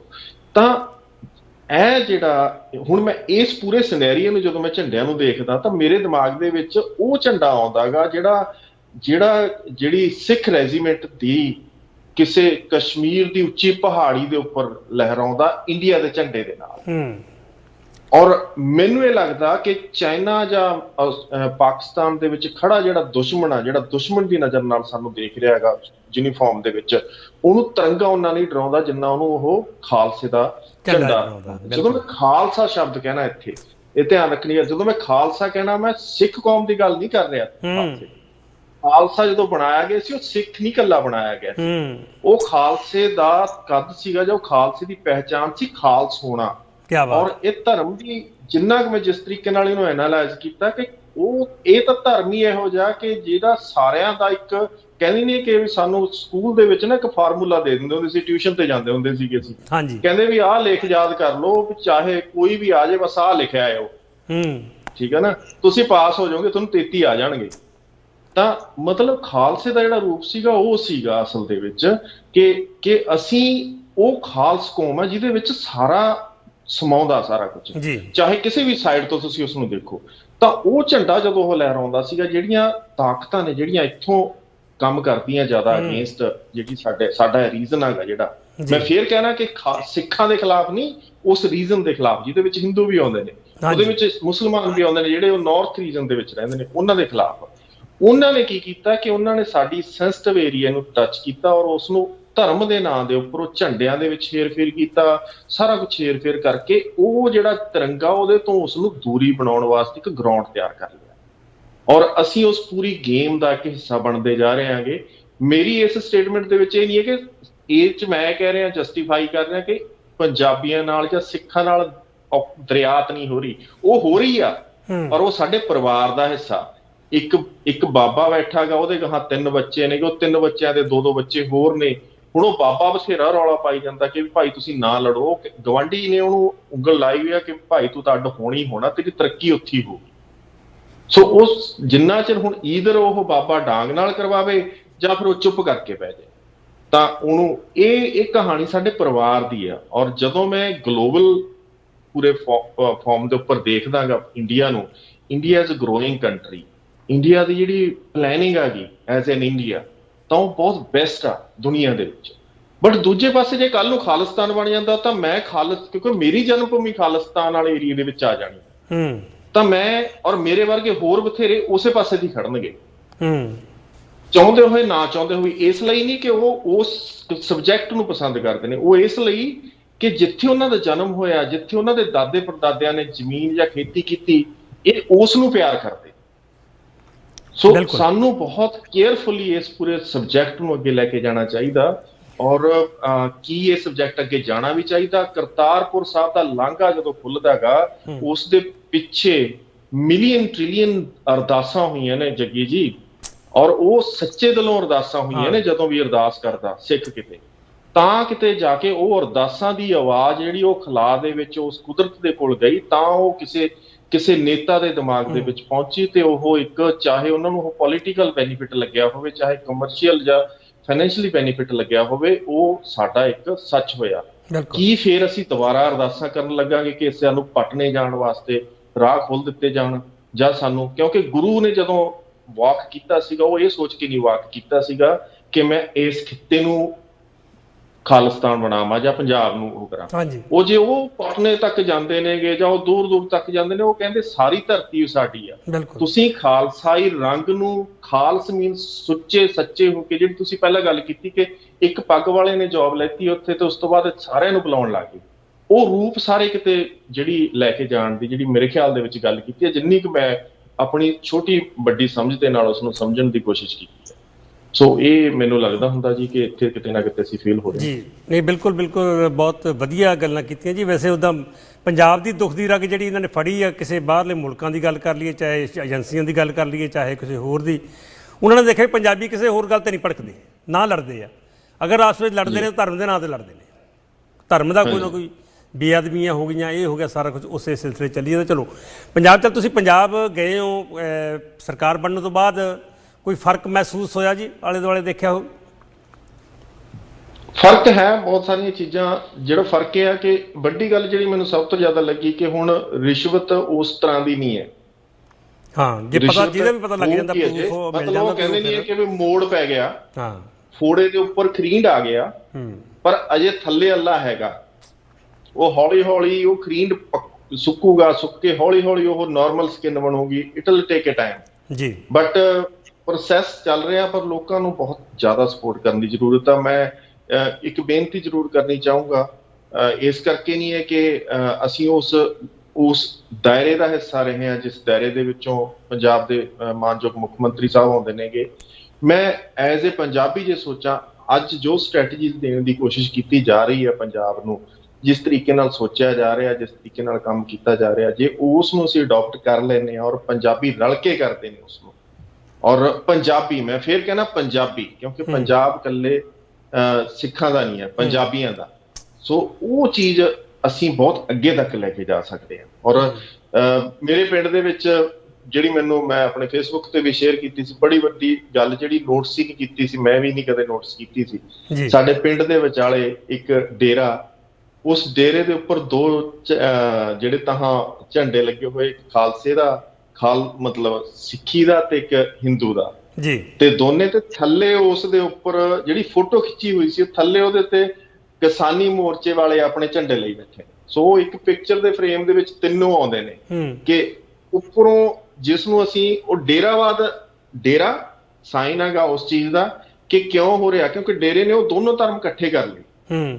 ਜਿਹੜਾ ਕਨਸੈਪਟ ਬਾਬਾ ਨਾਨਕ ਕਦੇ ਲੈ ਕੇ ਆਇਆ ਸੀ, ਜਿਹੜਾ ਸਭ ਨੂੰ ਆਪਣੀ ਛਾਤੀ ਨਾਲ ਲਾ ਰਿਹਾ, ਤਾਂ ਉਹ ਜਿਹੜੀ ਉਹ ਜਾਨ ਆ ਉਸ ਚੀਜ਼ ਦੀ, ਉਸ ਧਰਮ ਦੀ ਜਾਨ ਆ, ਉਹਨਾਂ ਲੋਕਾਂ ਦੀ ਜਾਨ ਆ। ਔਰ ਤਾਂ ਹੀ ਪੰਜਾਬ ਦੇ ਵਿੱਚ ਜਿਹੜੇ ਮਜ਼ਹਬੀ ਜਾਂ ਧਾਰਮਿਕ ਗਰਾਊਂਡ ਦੇ ਉੱਪਰ ਦੰਗੇ ਕਰਵਾਉਣੇ ਇੰਨੇ ਔਖੇ ਮਹਿਸੂਸ ਹੋ ਰਹੇ ਨੇ ਜਿਹੜੀਆਂ ਏਜੰਸੀਜ਼ ਨੂੰ, ਜਿਹੜੇ ਕਿ ਮੇਰੇ ਖਿਆਲ ਦੇ ਵਿੱਚ ਉਹਨਾਂ ਨੂੰ ਗੁਜਰਾਤ ਵਰਗੇ ਜਾਂ ਯੂਪੀ ਵਰਗੇ ਸਟੇਟ ਦੇ ਵਿੱਚ ਬਹੁਤ ਈਜ਼ੀ ਹੋ ਜਾਂਦੇ, ਕਿਉਂਕਿ ਅਸੀਂ ਲੋਕਾਂ ਦੀਆਂ ਜਿਹੜੀਆਂ ਜੜ੍ਹਾਂ ਨੇ ਉਹ ਇੱਕ ਦੂਜੇ ਨਾਲ, ਹਿੰਦੂ ਸਿੱਖ ਦੀਆਂ ਜੜੀਆਂ ਜੁੜੀਆਂ ਹੋਈਆਂ ਨੇਗੀਆਂ, ਚਾਹੇ ਉਹ ਮੁਸਲਮਾਨ ਆ, ਉਹਨਾਂ ਨੂੰ ਕੋਈ ਫਰਕ ਨਹੀਂ ਪੈਂਦਾ। ਬਟ ਇਹ ਹੈਗਾ ਕਿ ਕਈ ਵਾਰੀ ਅਸੀਂ ਉਸ ਡੈਪਥ ਦੇ ਵਿੱਚ ਜਾ ਕੇ ਨਹੀਂ ਦੇਖਦੇ ਵੀ ਕਿ ਸਾਡੀ ਜੜ ਕਿੱਥੇ ਜੁੜੀ ਹੋਈ ਹੈ, ਅਸੀਂ ਉੱਪਰਲੇ ਜਿਹੜੇ ਰਿਐਕਸ਼ਨਸ ਨੇ ਉਹਨਾਂ ਨੂੰ ਰਿਐਕਟ ਕਰਦੇ। ਰਵੀ ਜੀ, ਆਪਣੇ ਕੋਲ 2 ਮਿੰਟ ਹੋਰ ਆ, ਤੇ ਉਹਦੇ 'ਚ ਮੈਂ ਜਿਹੜੀ ਗੱਲ ਕਰਨੀ ਚਾਹੁੰਦਾ ਸੀ, ਲੰਬੀ ਕਰਨੀ ਚਾਹੁੰਦਾ ਸੀ ਉਸ ਟੌਪਿਕ ਦੀ ਗੱਲ, ਪਰ ਥੋੜ੍ਹੀ ਕਰਦੇ ਹਾਂ। ਤੁਹਾਡੀ ਵੀ ਸੰਸਥਾ ਹੈਗੀ ਹੈ ਜੀ, NGO, ਜੋ ਕਿ ਸਮਾਜ ਦੇ ਕੰਮ ਕਰਦੀ ਹੈ, ਬਹੁਤ ਸਾਰੀਆਂ ਸਮਾਜ ਨੂੰ ਸੇਧ ਦੇਣ ਦੀ ਕੋਸ਼ਿਸ਼ ਕਰਦੀ ਹੈ, ਜਾਣਕਾਰੀ ਦੇਣ ਦੀ ਕੋਸ਼ਿਸ਼ ਕਰਦੀ ਹੈ, ਵਿੱਦਿਆ ਵੰਡਣ ਦੀ ਕੋਸ਼ਿਸ਼ ਕਰਦੀ ਆ। ਅਤੇ ਮੈਂ ਜਿਹੜੀਆਂ ਸੰਸਥਾਵਾਂ ਹੈਗੀਆਂ ਨੇ ਜੀ, ਇੱਦਾਂ ਜਿਵੇਂ ਇਹਦੇ ਵਿੱਚ ਨਕਲੀ ਬਹੁਤ ਨੇ, ਅਤੇ ਇਹ ਸਵਾਲ ਸਾਡੇ ਦਰਸ਼ਕ ਕਈ ਵਾਰੀ ਪੁੱਛਦੇ ਨੇ ਵੀ ਜੇ ਭਾਈ ਅਸੀਂ ਪੈਸਾ ਕਿਤੇ ਦੇਣਾ ਚਾਹੁੰਦੇ ਤਾਂ ਕੀ ਕ੍ਰਾਈਟੀਰੀਆ ਹੈਗਾ ਪਤਾ ਲਾਉਣ ਦਾ ਵੀ ਆਹ ਸੰਸਥਾ ਸਹੀ ਹੈ, ਇਹ ਸਹੀ ਜਗ੍ਹਾ ਪੈਸੇ ਲਾ ਰਹੀ ਹੈ, ਅਤੇ ਕੀ ਜਿਹੜੀ ਸਹੀ ਜਗ੍ਹਾ ਨਹੀਂ ਲਾ ਰਹੀ। ਇੱਥੇ ਸਾਡੇ ਇੱਕ ਬੰਦਾ ਸਾਡੇ ਹੈਗਾ, ਵਾਕਫ ਹੀ ਹੈ, ਉਹ ਇੱਕ ਬੰਦੇ ਕੋਲੋਂ ਲੱਖ ਰੁਪਈਆ ਲੈ ਕੇ, ਲੱਖ ਡਾਲਰ ਲੈ ਗਿਆ ਵੀ ਪੰਜਾਬ 'ਚ ਜਦੋਂ ਕਿਸਾਨਾਂ ਦੇ ਉਹਨਾਂ ਨੂੰ ਦੇਣਾ ਜੀ, ਅਤੇ 20,000 ਲੈ ਕੇ ਜੀ ਫਲਾਨੀ ਜਗ੍ਹਾ ਤੁਹਾਡੇ ਵਾਈਫ ਦੀ ਡੈਥ ਹੋਈ ਆ, ਉਹਦੇ ਨਾਂ 'ਤੇ ਕਮਰਾ ਬਣਾਉਣਾ ਫਲਾਣੇ ਧਾਰਮਿਕ ਸਥਾਨ 'ਤੇ। ਤਾਂ ਉਹ ਇੱਦਾਂ ਦਾ ਕੰਮ ਬਹੁਤ ਚੱਲਿਆ, ਅਤੇ ਉਹਨਾਂ ਤੋਂ ਕਿਵੇਂ ਬਚਣਾ ਚਾਹੀਦਾ, ਕੀ ਧਿਆਨ ਰੱਖਣਾ ਚਾਹੀਦਾ?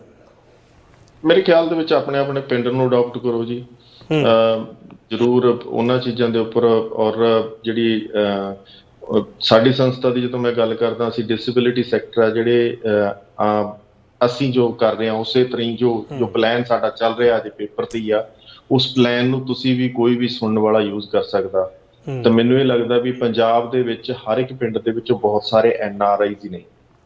ਜੇ ਮੈਂ ਆਪਣੇ ਪੇਰੈਂਟਸ ਨੂੰ ਇੱਥੇ ਲਿਆ ਕੇ 골ਡਨ ਸਪੂਨ ਦੇ ਨਾਲ ਵੀ ਉਹਨਾਂ ਨੂੰ ਖਾਣਾ ਦੇ ਦੇਵਾਂ, ਉਹ ਖੁਸ਼ ਨਹੀਂ ਹੋਣਗੇ ਜਿੰਨਾ ਉਹ ਉਸ ਧਰਤੀ ਤੇ ਖੁਸ਼ ਹੋਣਗੇ ਜਿੱਥੇ ਉਹ ਪਲ ਕੇ ਵੱਡੇ ਹੋਏ ਨੇ। ਬਿਲਕੁਲ।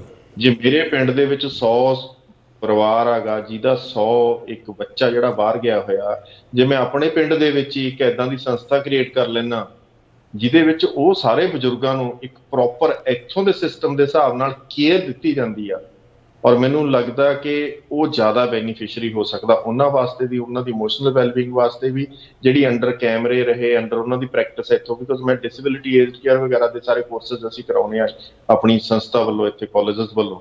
ਤਾਂ ਉਹਦੇ ਵਿੱਚ ਮੈਨੂੰ ਇਹ ਲੱਗਦਾ ਹੁੰਦਾ ਕਿ ਮੈਂ ਆਪਣਿਆਂ ਨੂੰ ਉਹਨਾਂ ਨੂੰ ਕਿੱਦਾਂ ਕੇਅਰ ਕਰਾਂ। ਜੇ ਮੈਂ ਇੱਥੇ ਠੀਕ ਆ ਬਹੁਤ ਸਾਰਿਆਂ ਨੂੰ ਸਿਖਾ ਕੇ ਤੋਰੀ ਦਾ, ਇਮੋਸ਼ਨਲੀ ਵੀ ਉਹਨਾਂ ਨੂੰ ਲਿਫਟ ਅਪ ਕਰੀਦਾ, ਤਾਂ ਏਦਾਂ ਦਾ ਕਨਸੈਪਟ ਉਹ ਮੈਨੂੰ ਇਹ ਲੱਗਦਾ ਮਾਤ ਪਿਤਾ ਕੀ ਜਿਹੜੀ ਸੇਵਾ ਗਈ ਨਾ, ਉਹ ਸਭ ਤੋਂ ਵੱਡੀ ਸੇਵਾ ਜੀ। ਉਹ ਕਈ ਵਾਰੀ ਹੁੰਦਾ ਕਿ ਪਰਿਵਾਰਾਂ ਦੇ ਵਿੱਚ ਹੁੰਦਾ ਨੂੰਹ ਜਾਂ ਪਤੀ ਆ ਜਿਹੜਾ ਉਹ ਨਹੀਂ ਇਸ ਗੱਲ ਨੂੰ ਸਹਿਮਤ ਹੁੰਦਾ, ਤੇ ਉਹ ਉੱਥੇ ਜੇ ਉਹਨਾਂ ਲਈ ਇੱਕ ਏਦਾਂ ਦਾ ਤਿਆਰ ਕਰ ਦਿੱਤਾ ਜਾਵੇ ਆਪਣੇ ਆਪਣੇ ਪਿੰਡਾਂ ਦੇ ਵਿੱਚ, ਉਹ ਇੱਕ ਬਹੁਤ ਵੱਡਾ ਅਸੀਸਾਂ ਤੇ ਪੁੰਨ ਵਾਲਾ ਕੰਮ ਹੈ ਜੀ। ਬਹੁਤ ਮਿਹਰਬਾਨੀ ਜੀ, ਸਮਾਂ ਤਕਰੀਬਨ ਖਤਮ ਹੈ ਆਪਣਾ, ਤੇ ਤੁਹਾਡਾ ਬਹੁਤ ਬਹੁਤ ਧੰਨਵਾਦ, ਤੁਸੀਂ ਟਾਈਮ ਕੱਢਿਆ। ਤੁਹਾਡੇ ਤਾਂ ਸਵੇਰ ਦਾ ਸਮਾਂ ਹਜੇ ਹੋਣਾ, ਤੇ ਦੁਬਾਰਾ ਫਿਰ ਤੁਹਾਨੂੰ ਕਸ ਦਿੰਦੇ ਰਵਾਂਗੇ ਰੋਬੀ ਜੀ ਸਮੇਂ-ਸਮੇਂ। ਸਤਿ ਸ਼੍ਰੀ ਅਕਾਲ ਜੀ ਸਾਰਿਆਂ ਨੂੰ, ਹੱਸਦੇ ਵਸਦੇ ਰਹੋ, ਜ਼ਿੰਦਗੀ ਨੂੰ ਜ਼ਿੰਦਾਬਾਦ ਰੱਖੋ। ਬਹੁਤ ਮਿਹਰਬਾਨੀ, ਬਹੁਤ ਮਿਹਰਬਾਨੀ, ਬਹੁਤ ਮਿਹਰਬਾਨੀ। ਰੋਬੀ ਬੈਨੀਪਾਲ ਸਾਹਿਬ ਨਾਲ ਗੱਲ ਚੱਲਦੀ ਸੀ। ਉਮੀਦ ਕਰਦਾ ਜੀ ਅੱਜ ਦਾ ਪ੍ਰੋਗਰਾਮ ਤੁਹਾਨੂੰ ਵਧੀਆ ਲੱਗਿਆ ਹੋਊਗਾ, ਜਾਣਕਾਰੀ ਵਧੀਆ ਲੱਗੀ ਹੋਊਗੀ। ਤਾਂ ਤੁਸੀਂ ਕਿਸੇ ਵੀ ਗੱਲਬਾਤ ਲਈ ਈਮੇਲ ਕਰ ਸਕਦੇ ਹੋ, ਜਾਂ ਰੋਬੀ ਸਾਹਿਬ ਦਾ ਨੰਬਰ ਤੁਹਾਨੂੰ ਚਾਹੀਦਾ, ਇਹਨਾਂ ਨਾਲ ਸੰਪਰਕ ਕਰਨਾ ਚਾਹੁੰਦੇ ਹੋ ਤਾਂ ਮੈਨੂੰ ਈਮੇਲ ਕਰ ਸਕਦੇ ਹੋ jaggi@justbroadcasting.com ਜਾਂ info@justbroadcasting.com, ਜਾਂ ਫਿਰ ਜਿਹੜਾ ਸਾਡਾ WhatsApp ਨੰਬਰ ਹੈਗਾ ਜਾਂ ਸੈੱਲ ਨੰਬਰ ਹੈਗਾ 209 450 3362, ਕਿਤੇ ਵੀ ਸੰਪਰਕ ਤੁਸੀਂ ਕਰ ਸਕਦੇ ਹੋ। ਹੁਣ ਮੈਨੂੰ ਆਗਿਆ ਦਿਓ ਜੀ, ਸਭ ਨੂੰ ਪਿਆਰ ਭਰੀ ਸਤਿ ਸ਼੍ਰੀ ਅਕਾਲ। ਖੁਸ਼ ਰਹੋ, ਖੁਸ਼ ਰੱਖੋ, ਰੱਬ ਰਾਖਾ। ਜੀਵੇ ਪੰਜਾਬ, ਜੀਵੇ ਪੰਜਾਬੀ। ਨਾਨਕ ਨਾਮ ਚੜ੍ਹਦੀ ਕਲਾ, ਤੇਰੇ ਪਾਣੇ ਸਰਬੱਤ ਦਾ ਭਲਾ।